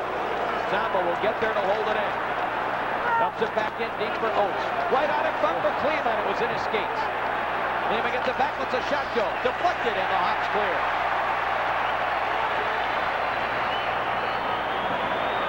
O'Connell rushing back across the line. McLean heading for the net. He'll catch up to it in the corner. Steve Thomas now for the Hawks. Gave it away there to Gallant. Lets the shot go just wide of Chevrier. McLean dumps it back for Oates. And from McLean, Chevrier the save of the rebound sent wide.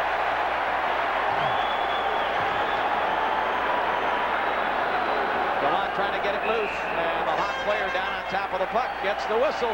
2.5 remaining, second period. Hawks in command, 4-1. Greg Steffen has been under siege here in the second period, not so much in terms of number of shots, but quality chances by the Hawks, and they have capitalized. They got goals from Marmer and Presley, each getting their third of the series just 26 seconds apart. And a couple of minutes after that, Troy Murray scored on a power play. It shouldn't have been. That was on the Norwood call. That's the Norwood call, and Presley did a good job to get the call when there shouldn't have been one. Keith Brown back behind his own net. Checked by McLean, but it hops to Conroy. He'll just ice it. Norwood will get there first, just ahead of Troy Murray.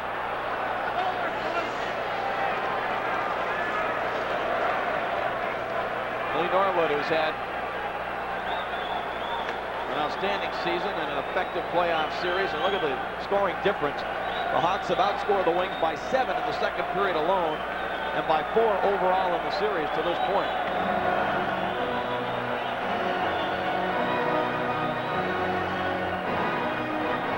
Mike Keenan hoping to lead Chicago to their first playoff series win since the Norris Division Finals of 1985, when they beat the North Stars and then went on to lose in 6 games to the Edmonton Oilers in the conference finals.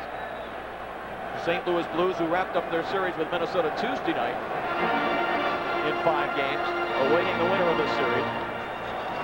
DeLorme tries to get loose along the board. Lost his stick. Thomas lost his helmet. McLean shot. Chevrier, I think, got a piece of that.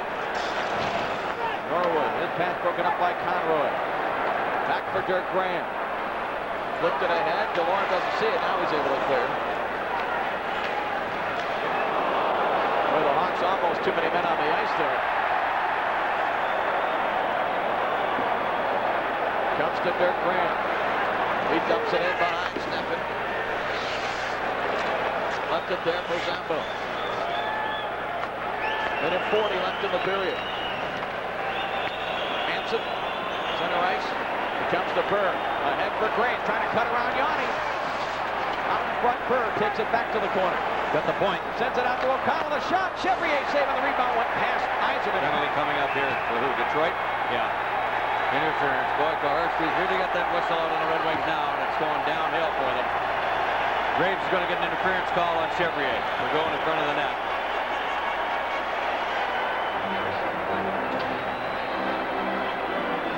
Chicago. Back in a moment.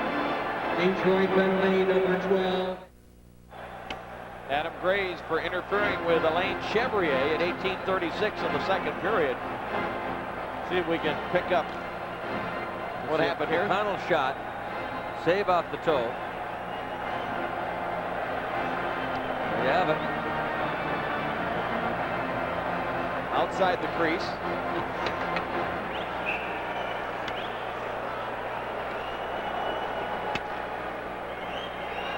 The Hawks on the power play in the series, what they've done tonight. During an 8-game, Chicago against Detroit had 54 power plays. The Red Wings against Chicago at 36. The last two calls, though, by Koharski, very weak by any standards.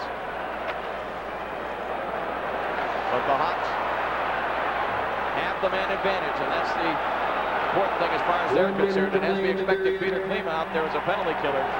You never know when he can break loose, even in a shorthanded situation. Here comes Manson out of his own zone, tips it ahead to Creighton. Creighton across the line. Shabbat knocks it away. He looks for Klima. Now Sambo sends it back for Shabbat. Shabbat back for Klima. Shoots. Blocked. Manson went down. Klima tries to get it loose, and he does, and it went wide. Klima screaming he wanted a penalty on Manson for closing his hand on the puck. Larmer now across the Detroit line. Hawks making a change. Goes to Dirk Graham. Back to the left point, Manson. Now to Conroy. On in front. Oh, a save. Nothing. Dirk Graham. Man. Just incredible reaction. Conroy, step in the save. O'Connell cleared.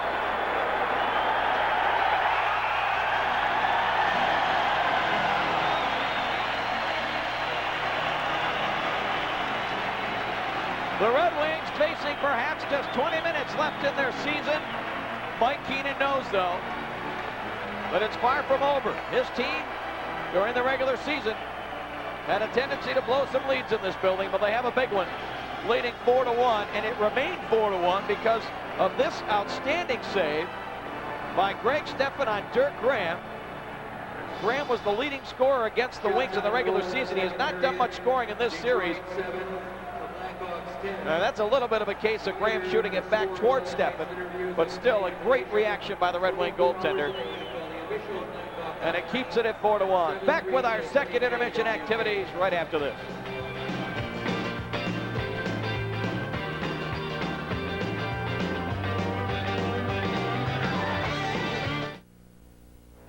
So after the second period, the Blackhawks pick up 3 unanswered goals. Larmer, Presley, and Murray to make it a 4-1 affair right now with 20 more minutes left in regulation. And a fellow that certainly was on the line out there the last couple of minutes, John Shabbat. The team is working, but maybe working, I don't want to say too late, but maybe not soon enough in that second period. I don't know what it is. We were down a couple times, and they were lucky enough, I guess, to get a couple goals. Test's been playing well, and had a couple just squeak through on them. Those things are going to happen, but we got to make sure we minimize them, especially from here on in, and start producing something offensively, and hopefully they're going to go in. We had a couple chances even after that, but we got to really bear down and try and score. And, you know, it's just now or never, and it's got to be now. Did the tempo change at all out there after they got 2 quick goals? We picked it up more than anything. We went a little harder. There's no reason for it, really. We should have been going from the start of the game like that, but we weren't. Now we're playing for our lives, and a desperate team plays a lot harder than a team that you know, has a chance. So we're desperate, really desperate right now. We really want to at least go out with some kind of pride and try and get a couple goals and work hard the whole last 20 minutes and try and win it for people in Detroit. At the other end, there hasn't been bad goaltending either on some of those saves. Not really. Chevrier's played well all series. We expected that, and we got to him in Detroit, and there's no reason why we can't get to him tonight. And we got a few in the third, 3 in the third. And same, it's just an ice surface out there. It might be a little smaller, but it's still an ice surface, whether we're at home or on the road. And if we perform like we did in the third period last game, and we do it again tonight, then we're going to be successful. And we just got to make sure if we get a shot, we take it and not look for a perfect play, because he's not playing that well. You know, we're making him look good by hitting him with shots. So we just got to make sure that if we get those chances, that we let him go. John, I know that you're concerned with the next 20 minutes, but as we talked the other night after you had that goal and you broke the 4-4 tie, we talked about the season a little bit with you. A very difficult overall season for you personally. Yeah, it was difficult for the whole team, really. We didn't play as well as expected, and I didn't play as well as I wanted to, but bygones are bygones. Now we've got 20 minutes to play, and if I can come out with big effort, and the team come out with a big effort, then that whole 80 games before, if we win tonight, the 80 games before is going to be all forgotten. It's going to be, yeah, we won, we're going back home to clinch. It's just up to us right now. They can play as well as they want, but if we want to play hockey and play like the Red Wings are capable of playing, there's no reason why we can't get 3 goals. That means 3 goals to tie it up. Let's talk about the Blackhawks, because they have been playing hard hockey all season long against this Red Wing team, but they certainly have improved their team with a couple of trades this year. Oh, they definitely have. A lot of teams have. Chicago made a couple smart trades. They got a couple good players, Adam Creighton, Chevrier. You know, those are their two key players right now that are playing real well for them. We got to overcome things like that. You know, we had a steady team. We have a good team. We have a team that got 80 points. We were up 20 odd points on them this year, and there's no reason why we can't come out and big in the third. You know, they made some big trades, but they felt they had to make them to improve, and we felt we were good enough to play in the playoffs and win in the playoffs, and we just got to go out and prove that. Okay, John, we appreciate you taking time out. Get a rest, and hope the third period goes your way. Thank you. We'll try. our special guest, John Shabbat. And we'll be right back right after this brief time.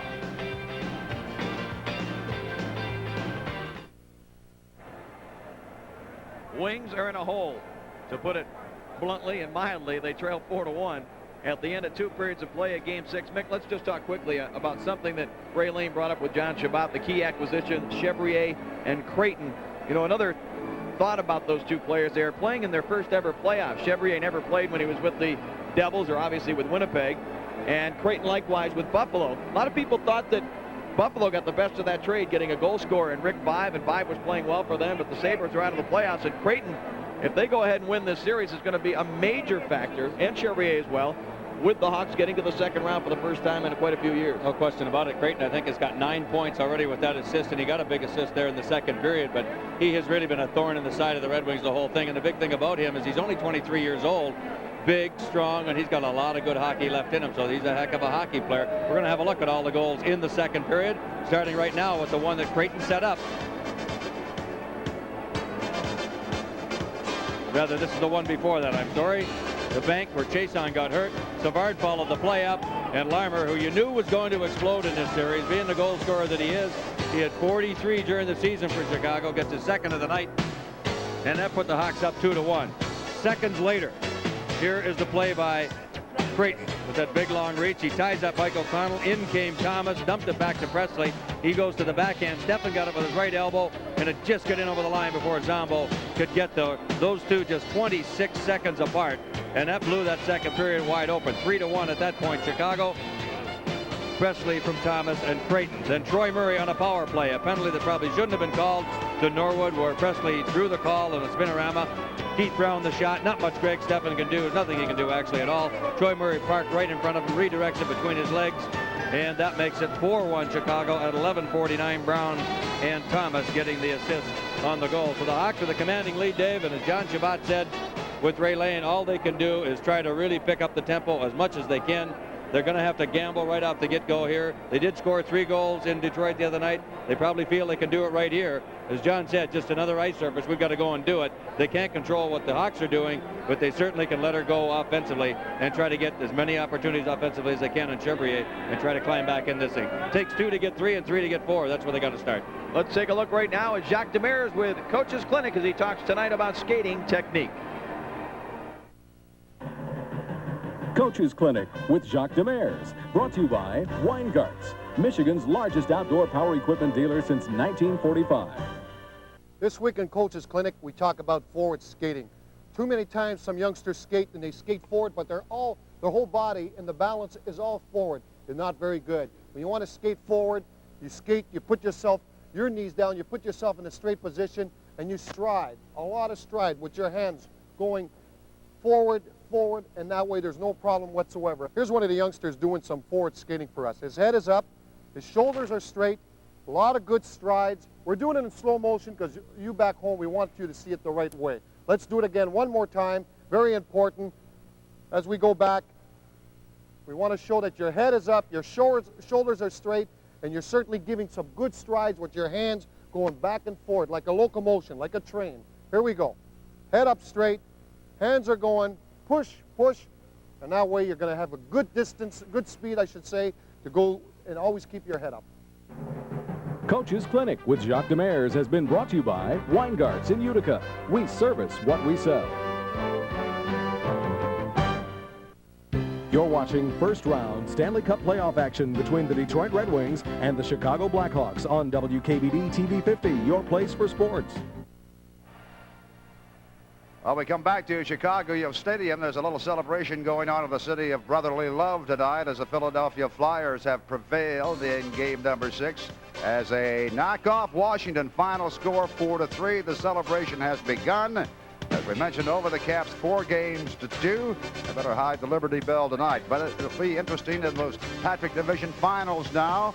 State of Pennsylvania for pride as the Flyers will be taking on the Penguins. Right now, we're about to take on 20 minutes, the third period here at the Chicago Stadium, with the Red Wings trailing by a score of 4-1. I guess we've said it before, do or die, but it's all now. The last gasp is here. Let's see what the Red Wings can create. Now back upstairs to Dave and Mickey. Mick, no question, a psychological move here. Greg Steffen simply superb in the first 2 periods, although beaten 4 times. And Glenn Hanlon, the veteran who has won so many big games over the last couple of years in the playoffs on the road, is in the nets to start the third. Jacques Demers hoping to spark his club. Well, so many times it does happen when you change goaltenders for no other reason than just that. Jacques has gone with that. He'll try to pull everything out of the hat that he can here in the third period.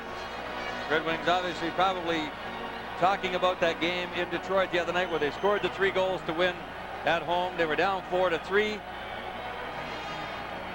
A minute into the third period, they won it 6-4.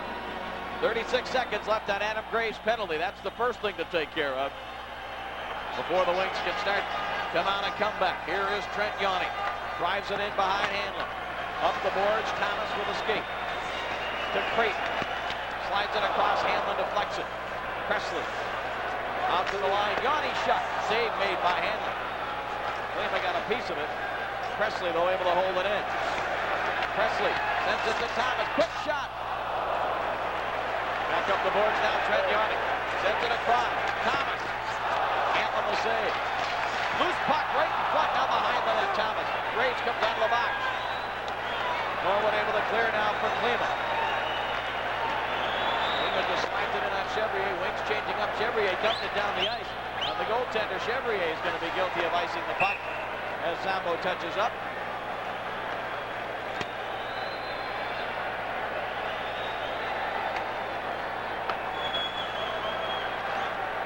The Blackhawks faced elimination once already this season on the last night of the regular season, when they won in overtime. Let's go downstairs for another update from Ray Lane. Okay, guys, that game at Edmonton between the Kings and the Oilers just underway. And Edmonton comes up with an early goal as Edmonton would like to celebrate themselves in their own city, leading 3-2 and up early in the first period. Now making the second 1-0. Oilers have won 14 straight at the Northlands Coliseum in postseason play. Troy Murray again winning the faceoff. Conroy plays it up the right wing side. Dirk Graham dropped it for Keith Brown. He clears for Hudson. Hudson pokes it in wide. He and Zambo go after it. Here comes Graham. Playing it up the boards to the point. Conroy slapped it back in along the boards. Hudson. Nobody's got him. Good play by McLean. They were trying to set up Troy Murray there. Here's Graham. Dumps it back behind Hanlon.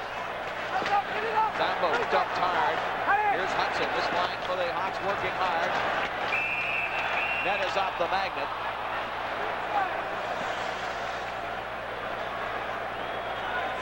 Good example right there. The big difference of this Chicago club, Nick. They were not a hard-working team. In fact, there was some talk that there was a rebellion against Mike Keenan's hard-nosed tactics. Well, they thought they were a hard-working team until they ran into Keenan. And they realized that what he wanted was to pick it up about 4 or 5 notches, and they realized that they hadn't been working as hard as they could have. And it took them a good half to 3/4 of the season to get that message across. They're not as bad a team as their season record indicated by any means, not even close. Especially with Steve Thomas back in the lineup now. McLean on the right wing to Yzerman. Looks for some skating room. Gets a pick from Gallant. Yzerman holds up on Brown. Sends it across looking for DeLorme. McLean holds it in to the corner for Gallant. Conroy failed to clear. McLean sends it back left point. Norwood shot. Blocked by Dirk Graham. Norwood again. Lets it go. Chevrier the save. Puck's clear to the boards. Big balloon out at the Detroit blue line. The linesman Dan McCourt's going to grab that. Play continues. DeLorme drives it in behind Chevrier. He drops it there for McGill. McGill up the middle. Savard has it. Dumps it in wide to Hanlon. Hanlon scoops it up the board. Marmer couldn't quite get control. Quick outlet goes to Oates. Up the right wing side for Barr. Makes the shot. Then lost control. Chevrier plays it off the boards. Limer didn't get it by Zambo. It's in behind Chevrier. Big hop off those boards and McGill able to clear. The Hawks may look for some offense to really try to put it away. 7 or 8 minutes go by, though. They'll really put things down. Hanlon plays it up the boards. It's taken by Oates. Drops it back for Barr. His pass deflected. And Presley sent it right back over the glass and out of play. If there's any question, the Red Wings want to get back in the game. They're going to have to carry it to them offensively and do all the gambling they can. Try to get one here in the first 5-6 minutes. Back after this.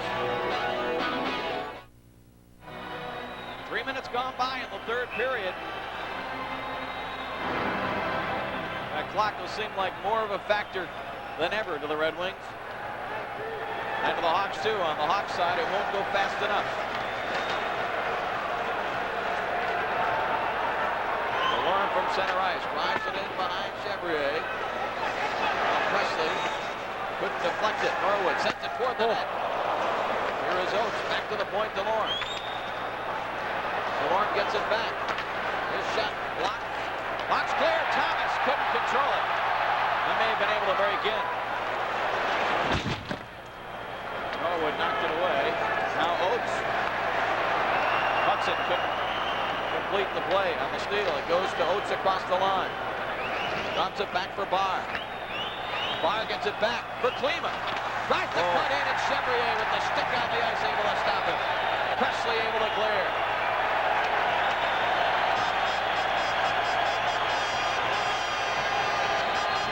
Here's Trent-Yanni. Offside call as Hanlon plays it. Yanni down, and he's cut. Yeah, he's cut, all right.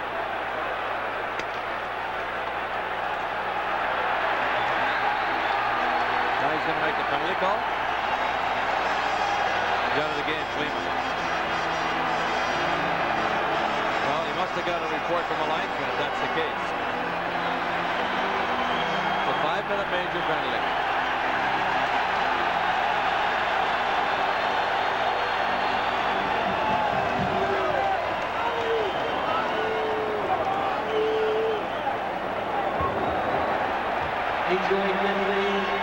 Watch the puck being dumped in towards the net. Klima there. Yanni dumps it in. Okay, the follow through with the stick. Got him right in front of the face. That's the linesman with his hand up in the air there. 5 minutes for eye sticking and a game misconduct penalty. Well, that's the last thing the Red Wings needed, down by 3. And one of their big offensive people gone and shorthanded for 5 minutes. So it becomes power play number 9 for Chicago. The Wings are going to have to look to draw a penalty at every opportunity. Draw an interference, take a dive, do whatever they can to try to get it back to 4-on-4. If nothing else, even if the Hawks don't score, this 5-minute penalty takes it down to just under 11 minutes left in the third period.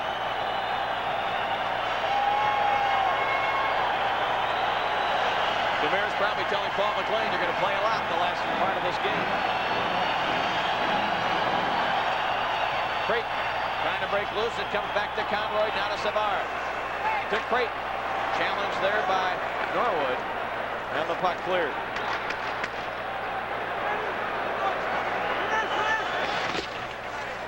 Hanson back behind his own net. Back the other way now for Creighton across the line. Creighton drops it back for Larmer. Larmer with 2 of the 4 Chicago goals. Out to the line for Manson. Back for Larmer. Hawks spread it out. Larmer sends it in deep. Creighton back to Larmer. Lets the shot go up high. And Hanlon with the save. Out to the right point, Manson. To the left point for Conroy. Into Savard. Little drop pass for Creighton in the corner. Creighton sends it across. Tipped. Hanlon covers. Larmer couldn't fight off the check of Lee Norwood.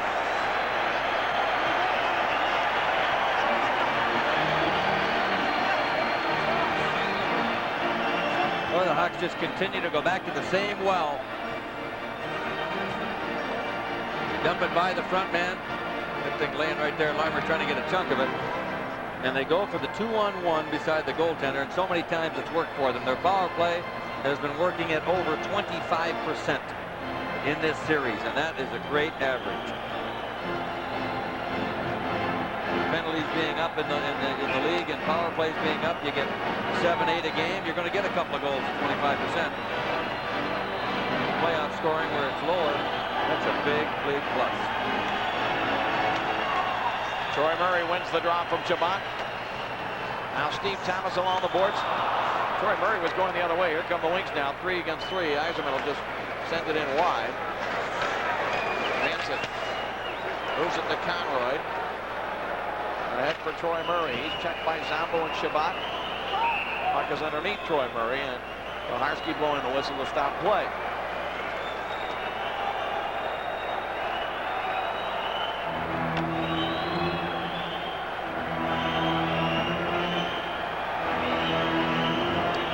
And 48 seconds left in Peter Klima's major penalty.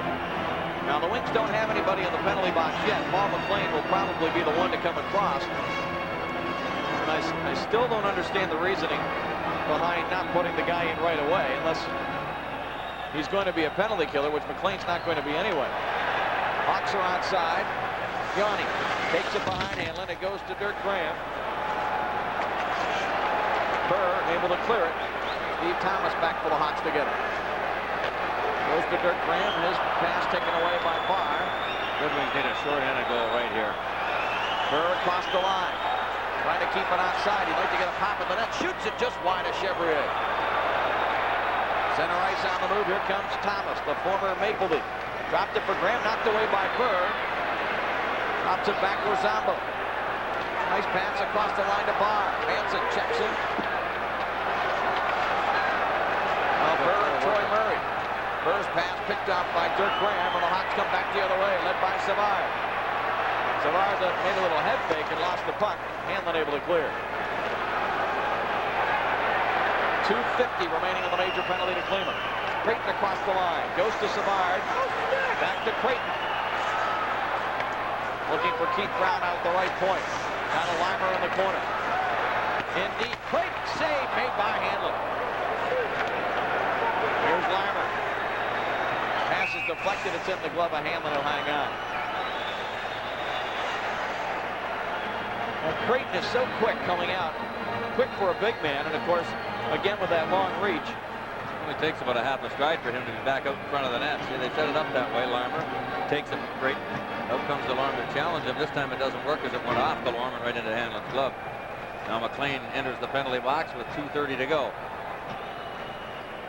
Klima 5-minute major and game misconduct for high sticking on Trent Yanni. Creighton to take the face-off. He was a first-round pick of the Sabres back in '83. He was actually the 11th player taken overall. Keith Brown. He set up one power play goal tonight. Moves it to Manson. Manson back to Brown. Along the boards to Limer. Back to Brown one more time. What's the shot go? Handle the save. Rebound. Creighton couldn't make a play with it. Oates gets it to Yzerman. Yzerman killing some time here. Now moves it to Oates. Popped off the skate. Recovered by Savard. Broken up. DeLorme sends it back the other way. Chevrier plays it off the boards. Manson let it go. Here comes Vincelette. He's checked by Zombo. Held in by Yanni. Back to the line for Manson. Lets it go. Hanlon kicked it all the way back out to the right point. Yanni has it there. To Manson. In deep. Presley. One time score.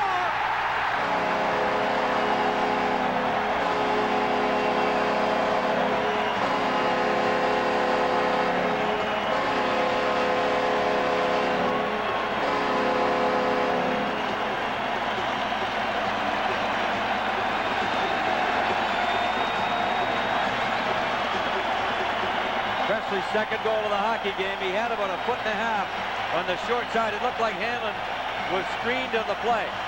As they move it across to Presley, he was by Vincelette. And he just blew it by him on the short side, glove side for Glenn Hanlon, the right-handed catcher. Brown to Manson to Presley, and boom. It's 5-1 Hawks are still on the power play.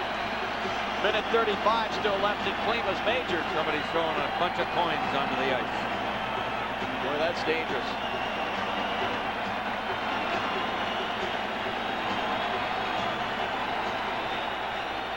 That expression says it all with 12 and a half to go.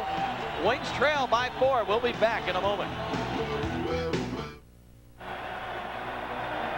Well, they've got most of the debris cleared up. Not very smart on the part of the Chicago fans. Those coins being thrown on the ice. They're warm. They're going to melt a hole in the ice. Somebody steps on that, could be a serious injury. And it could just as likely be one of their own players as a Red Wing. Hawks still with a man advantage. They have 1 goal on this major penalty to Klima. Vincelette is done. Burr knocks it away. Starts it back for Shabbat. Shabbat across the line, trying to cut through to the bench. Yanni takes him out. Presley able to clear. Troy Murray leaves it for Manson coming late. For Murray, the shot, save, rebound. Steered aside by Burr as he's checked by Vincelette. Now DeLorme plays it out of the zone. 45 seconds now before McLean will come back. This crowd just in a constant deafening roar now. Huda plays it around, but Keith Brown is waiting there with Thomas. Trying to get it in front, deflected and picked off by Huda. He'll clear for Yzerman, who couldn't handle it. Conroy back for Dirk Graham. He's got Thomas cutting in. Hook check by Hanlon. Conroy couldn't get himself situated. Conroy to go back to the line. Keith Brown sends it back in behind Hanlon. Troy Murray checked by O'Connell. Plays it back in the corner. McLean is out of the box. The Wings finally back it full straight. And they'll start it back the other way, trailing now by 4. Yzerman going to try to split the defense. Penalty coming. Holding's got to be called there for hooking. Yzerman made that little move through the feet. There it is right there. Brown got a hold of him. Blackhawk penalty number 4. We'll be back with the Red Wing power play after this.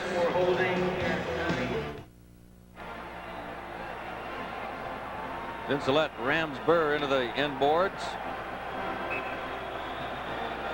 And Hanlon makes a good play here on Steve Thomas, who tried to cut to the front. Big goal stick out there. Red Wing power play. In front for Oates, trying to slide it through, and it was blocked by Yanni. Box clear.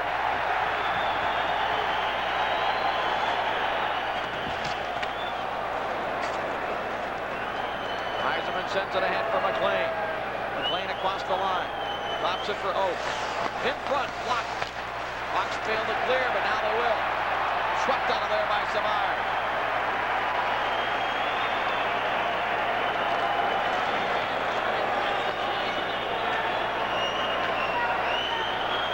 Gallant's backhand pass was blocked. He gets it back. Gives it to Oates across the line for Yzerman. Yzerman checked by Gilbert. Still able to work it to Gallant. Gallant tried to thread the needle. Takes it back behind the Chicago net. Now it goes to the point for Norwood, across for Oates. Back for Norwood. Now to Gallant, top of the circle. Couldn't handle it. Gallant and Yanni. They battle with each other. The puck squirts loose. It goes to Yzerman in the corner. Back to Gallant along the boards. Out to McLean. To Norwood. Blocked by Presley.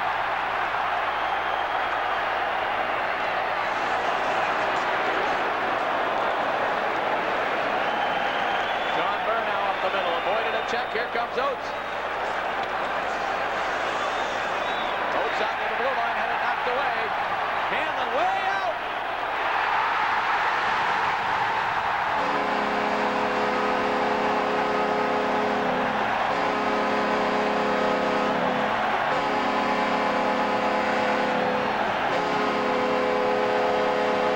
Presley gets a hat trick. Going off his leg. Hanlon got to it first and went right directly off of Presley's leg and into the net. And the hats litter the ice surface here at the Chicago Stadium. Second career hat trick for Presley. He's had them both against the Red Wings. Once in the regular season and once here in the playoffs. Right there.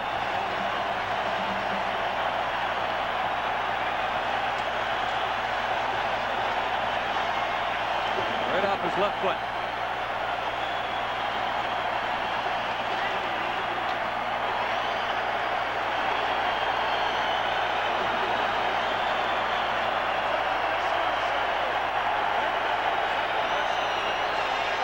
Continue to litter the ice surface from all over this building. It's going to be a while here.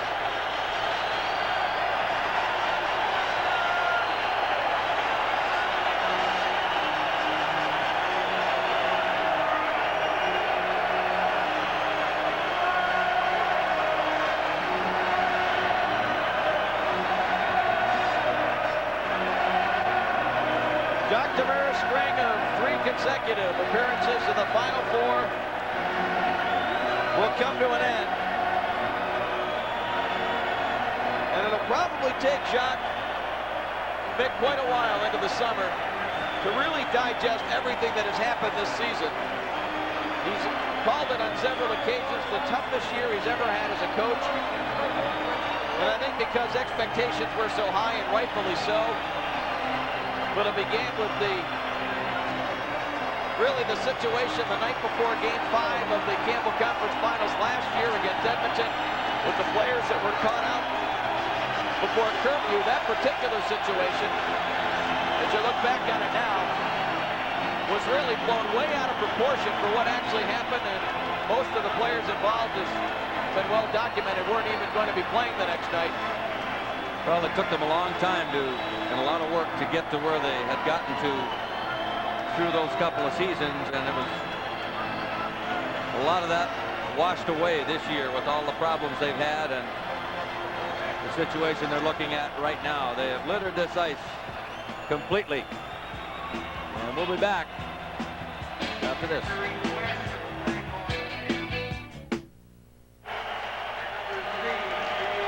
As Dave pointed out, Presley's second career hat trick, and both of them coming against the Red Wings. And you know, Presley, being from the Dearborn area,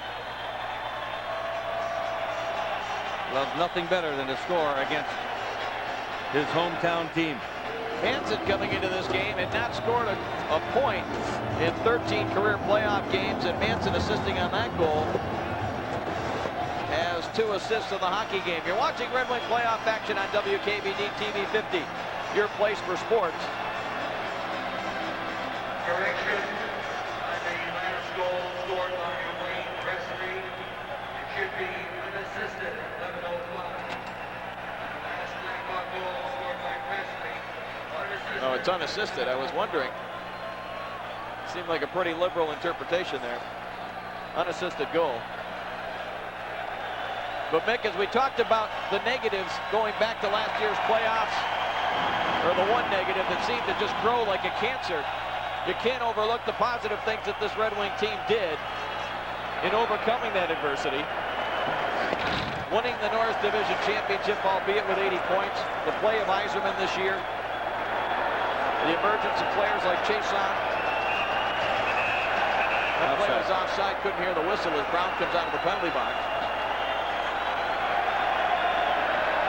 But I would expect, Mick, that as we saw last summer, this summer we'll see some changes. I think we're going to see a younger Detroit Red Wing team this fall.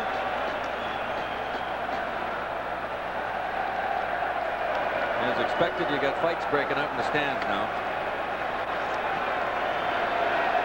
Over to our right.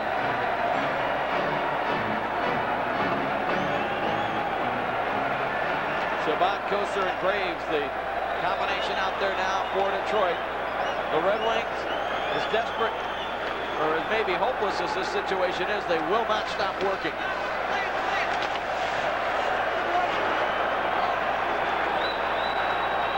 Vincelette from center right, drives it in wide, Hanlon plays it to the corner. Shabbat has it there. Up the boards, Hudson knocks it down. Hanlon leaves it for Zamba. Plays it around. McGill could not hold it in. Here is Sutter. Wheels it back into the Detroit zone. Hanlon himself clears.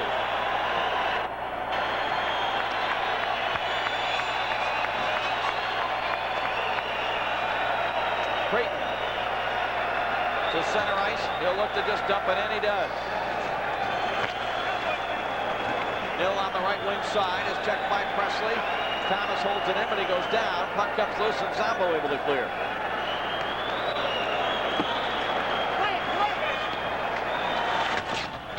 Big hit by Thomas on Norwood. Came in front for Creighton. Hanlon covers.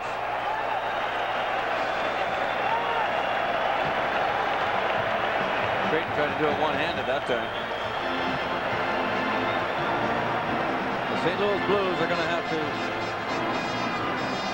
keep an eye on number 22, Adam Creighton. I'll tell you, those two, if this thing stays the same, 7:23 to go, 6-1. It looks like the Blues and the Hawks. Ray, you got something?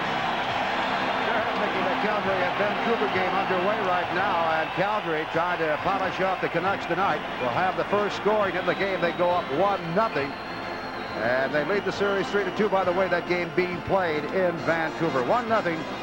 Flames go on top. Back upstairs. Winner of that series will take on the winner of Edmonton and LA. Last look we had there, Edmonton clinging to a 1-0 lead, second period at the Northlands Coliseum. O'Connell back behind his own net, starts it the other way. O'Connell, long drive, Chevrier steers it aside, Lammer able to clear. Huda goes up the middle, it's taken by Burr. Burr lifts it in wide of Chevrier. Chevrier plays it to the other corner. Corey Robertson had it poked away by Lammer.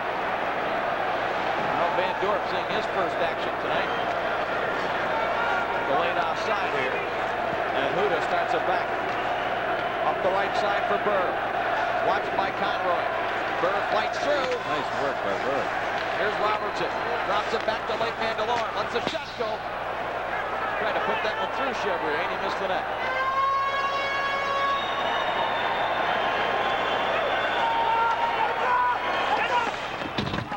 In behind the Detroit net now. The Hawks trying to get it loose. DeLorme ties up Gilbert. And back comes Shabbat.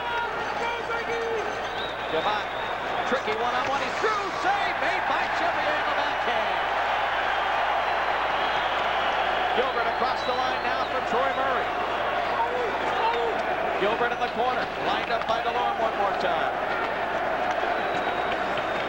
Zambo goes to Shabbat. Across the line. Drop pass for Koster. Lets the shot go. Chevrier the save. So there's no rebound.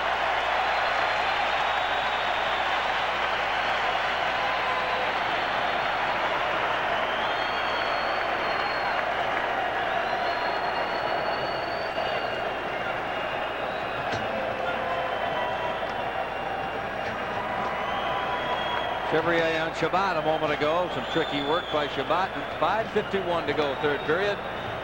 Hawks in command, 6-1. Through all of this, Dave, the St. Louis Blues are going to get home ice advantage over the Hawks in round 2.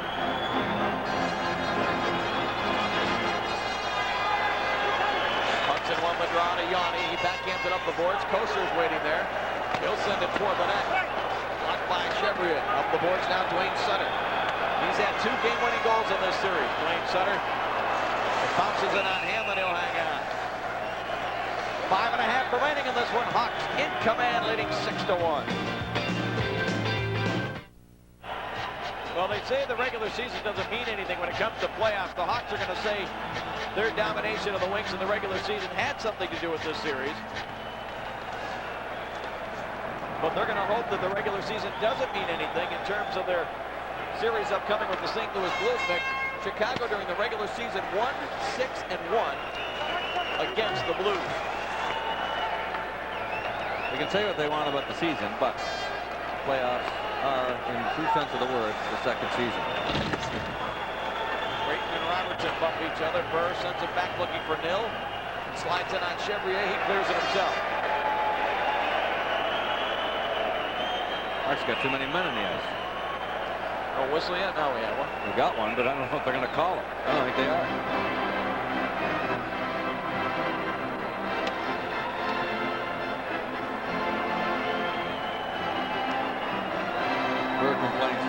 hockey, but they're not going to call it. Creighton was there, standing by the boards. The puck was in his feet. Presley had already jumped on. And there's the record of Denny Savard, the leader of this hockey club. Averaging 2 points a game.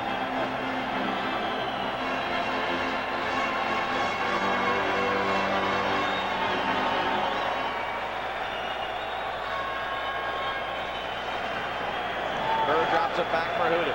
Up the middle, Nill deflects it. Blocked and cleared back in by McGill. Savard sends it to the side of the net, blocked by Hanlon. Reimer checked by Robertson, now Burr able to send it across for Nill. Against Yanni. Checked by Van Dorp. Van Dorp center ice now. 60-footer that was blocked by Zambo. Sends it back the other way. Now Conroy plays it center ice. Zambo knocks it down there. Backhands it to Burr across the line. Reimer picked out the pass. Now Norwood sends it ahead for DeLorme. Drives it into the Chicago zone. Keith Brown sends it up the left side for Troy Murray. Chabot picks his pocket. Gilbert, though, tries to get it back. Gilbert watched by Norwood. Gilbert one-hands it looking for Dirk Graham, but it was slapped away by Chabot and cleared by Norwood. Down to 3:45 left in this one. Troy Murray had it tipped away by Chabot, but Conroy was right there. And DeLorme touches up. 3.5 to go in the season for the Wings. They trail Game 6 here, 6-1.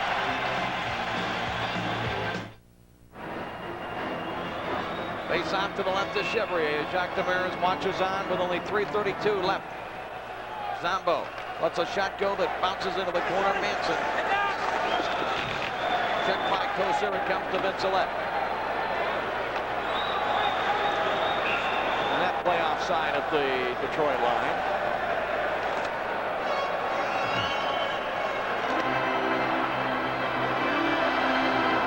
That man scored the goal that turned this series around. The overtime goal in Game 2 resulted in the only road victory in the series. And when you're the team coming in without home ice advantage, you know you have to win one on the road. They got it out of the way early in Game 2, and he also had a game winner in Game 4.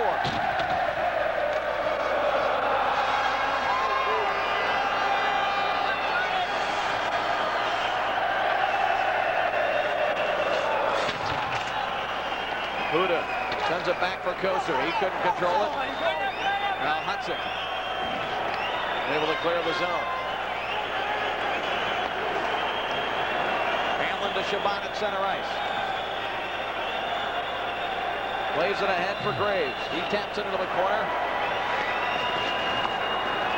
Presley, another one of the heroes with a hat trick tonight, able to clear the zone and slap back in by Burr, and Manson will chase it down.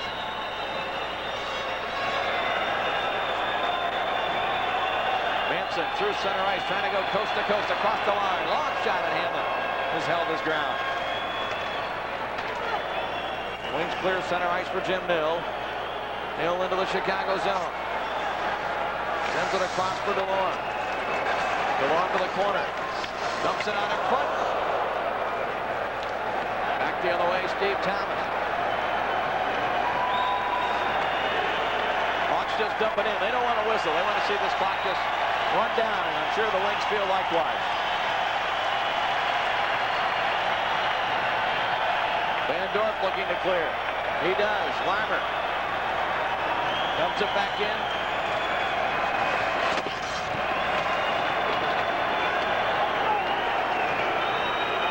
John Burr for the Wings at center ice with a minute and a half left. Now it's McGill again for the Hawks. Van Dorp just flips it into the Detroit zone. Reimer cutting in. Slid it just wide of the backhand.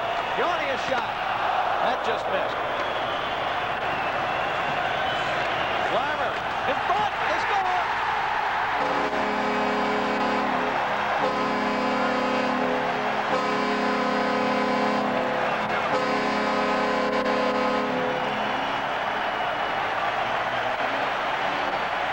Denny Savard will get it. Savard's 13th point in 6 games. A meaningless point, but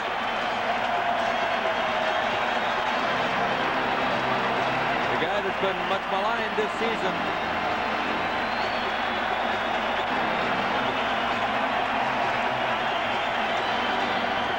For Savard, an off year with 82 points on only 23 goals. He missed quite a few games.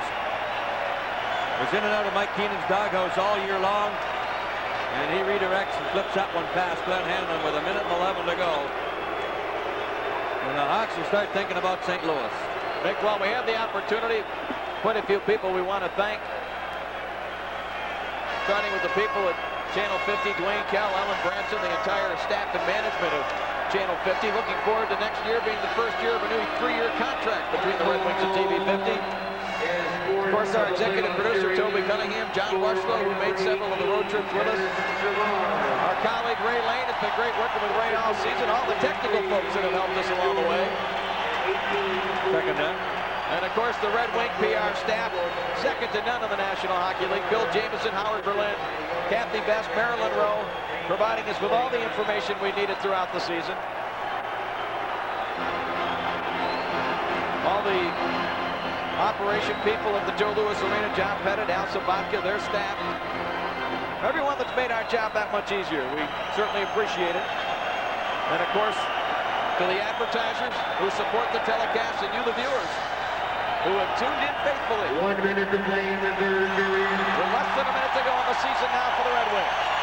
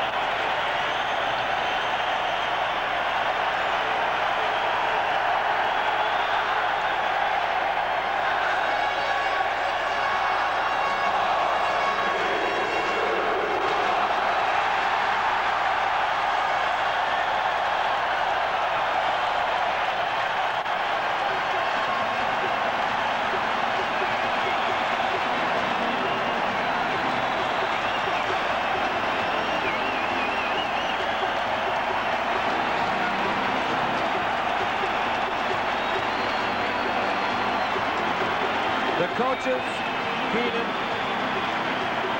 Jacques Martin, Colin Campbell, Don McAdam, and Jacques Demers, shaking hands as the players will now do at center ice. And the Hawks will begin to think about the St. Louis Blues.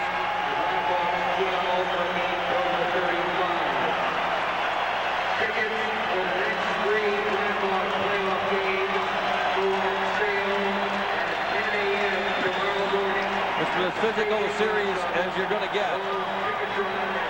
They banged each other game in and game out. The Hawks coming in an underdog but confident with that season record that they could get to the Red Wings, and they did.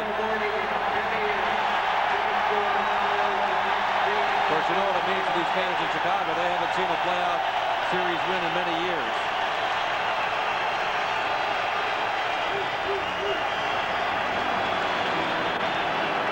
Dirk Graham was a standout for Mike Keenan throughout this series. Wore the captaincy after he got it put on his chest. When Savard went down with injury around midseason, when Savard returned, Graham kept it and has been their leader.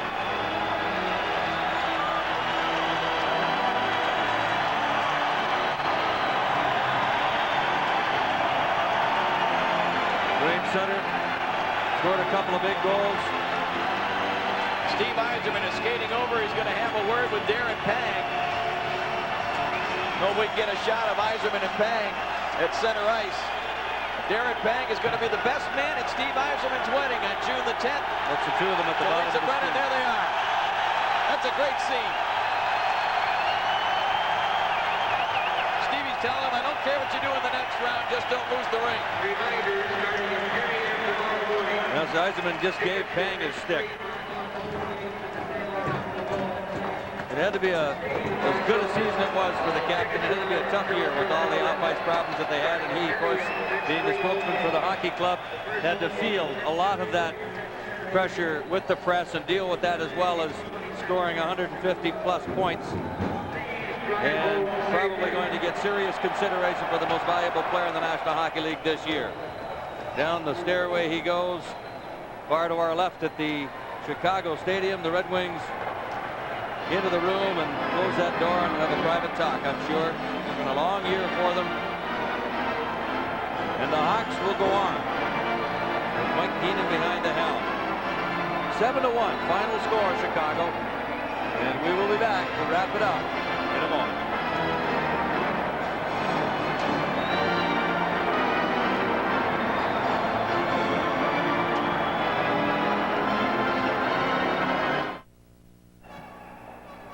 Well, as you look at that final score and the Hawks wrap up the series 4-2, hard to remember back earlier in this game that the Red Wings actually got the first goal. They led in the hockey game 1-0 on the power play goal by Norwood. And in 5 out of the 6 games in this series, the Red Wings got the first goal. But that wasn't enough. The Wings just didn't have what it took to overcome the vastly improved play of the Chicago Blackhawks. Nobody can say the Hawks didn't deserve to win this series. They certainly did. They outplayed the Red Wings. They got the better goaltending, the more timely and critical goaltending. They made the big plays. Their big players came through, and I think more importantly, Mick, as we talked about Dwayne Sutter, their third and fourth lines came through in big ways. Well, they came in supposedly as an underdog team, but certainly didn't play like it. And, you know, I think throughout this season and the problems that have been around the Red Wing Hockey Club, the scene was set for something like this to happen. Because, David, they just have not been the same hockey club since the Bob Probert problems and all that kind of stuff. It just takes too much out of you, and I don't think they've ever really rebounded. They've played solidly throughout the season, you know, on and off. But, boy, when you get in a playoff series, you've got to have everything going for you. And there were so many distractions all year long that I just don't think they could keep their minds on what they were trying to do, and it's just too much of a serious blow to everybody involved from Jacques Demers on down, and I think it showed and it took its toll. So it's back to the drawing board for next year, and they'll just have to readjust, put it completely behind them, and away they go. But that's, I guess, enough of that for on that side. But on the Hawk side, we've got to look at Wayne Pressler as our Budweiser player of the game, a hat trick. Pressler from the Dearborn area, his second career hat trick, both against the Red Wings. And he has worked very, very hard against the Wings all year long. You're looking at the last goal of the hockey game, scored by Denny Savard, with 1:11 to go in the game. But Pressler, a key player for Mike Keenan and the Hawks, who will go on and face the St. Louis Blues. All right, that'll do it here for the 88-89 season. Again, thanks to the viewers for joining us all season long here on TV 50. Right now, for some final thoughts, let's go down to our colleague, Ray Lane. Ray?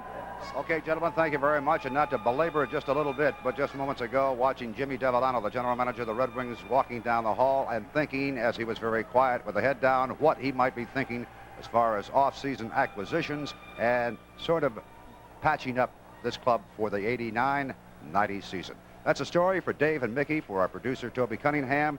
Stay tuned right now for the special edition of TV 50's 10 o'clock news.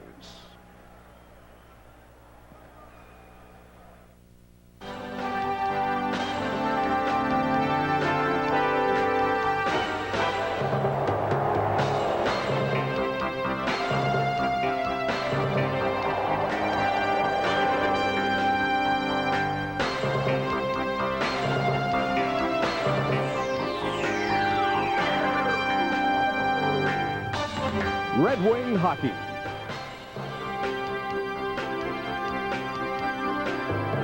Brought to you by Budweiser. Beechwood aged for that clean, crisp taste. This Bud's for you. By Jeep. There's a feeling you can get only in a Jeep. By Little Caesars, where you always get 2 great pizzas for 1 low price, with 200 Metro locations to serve you. And by Trader Ray Tire and Tire Man Tire Centers. Nobody sells tires for less, and we pay your sales tax.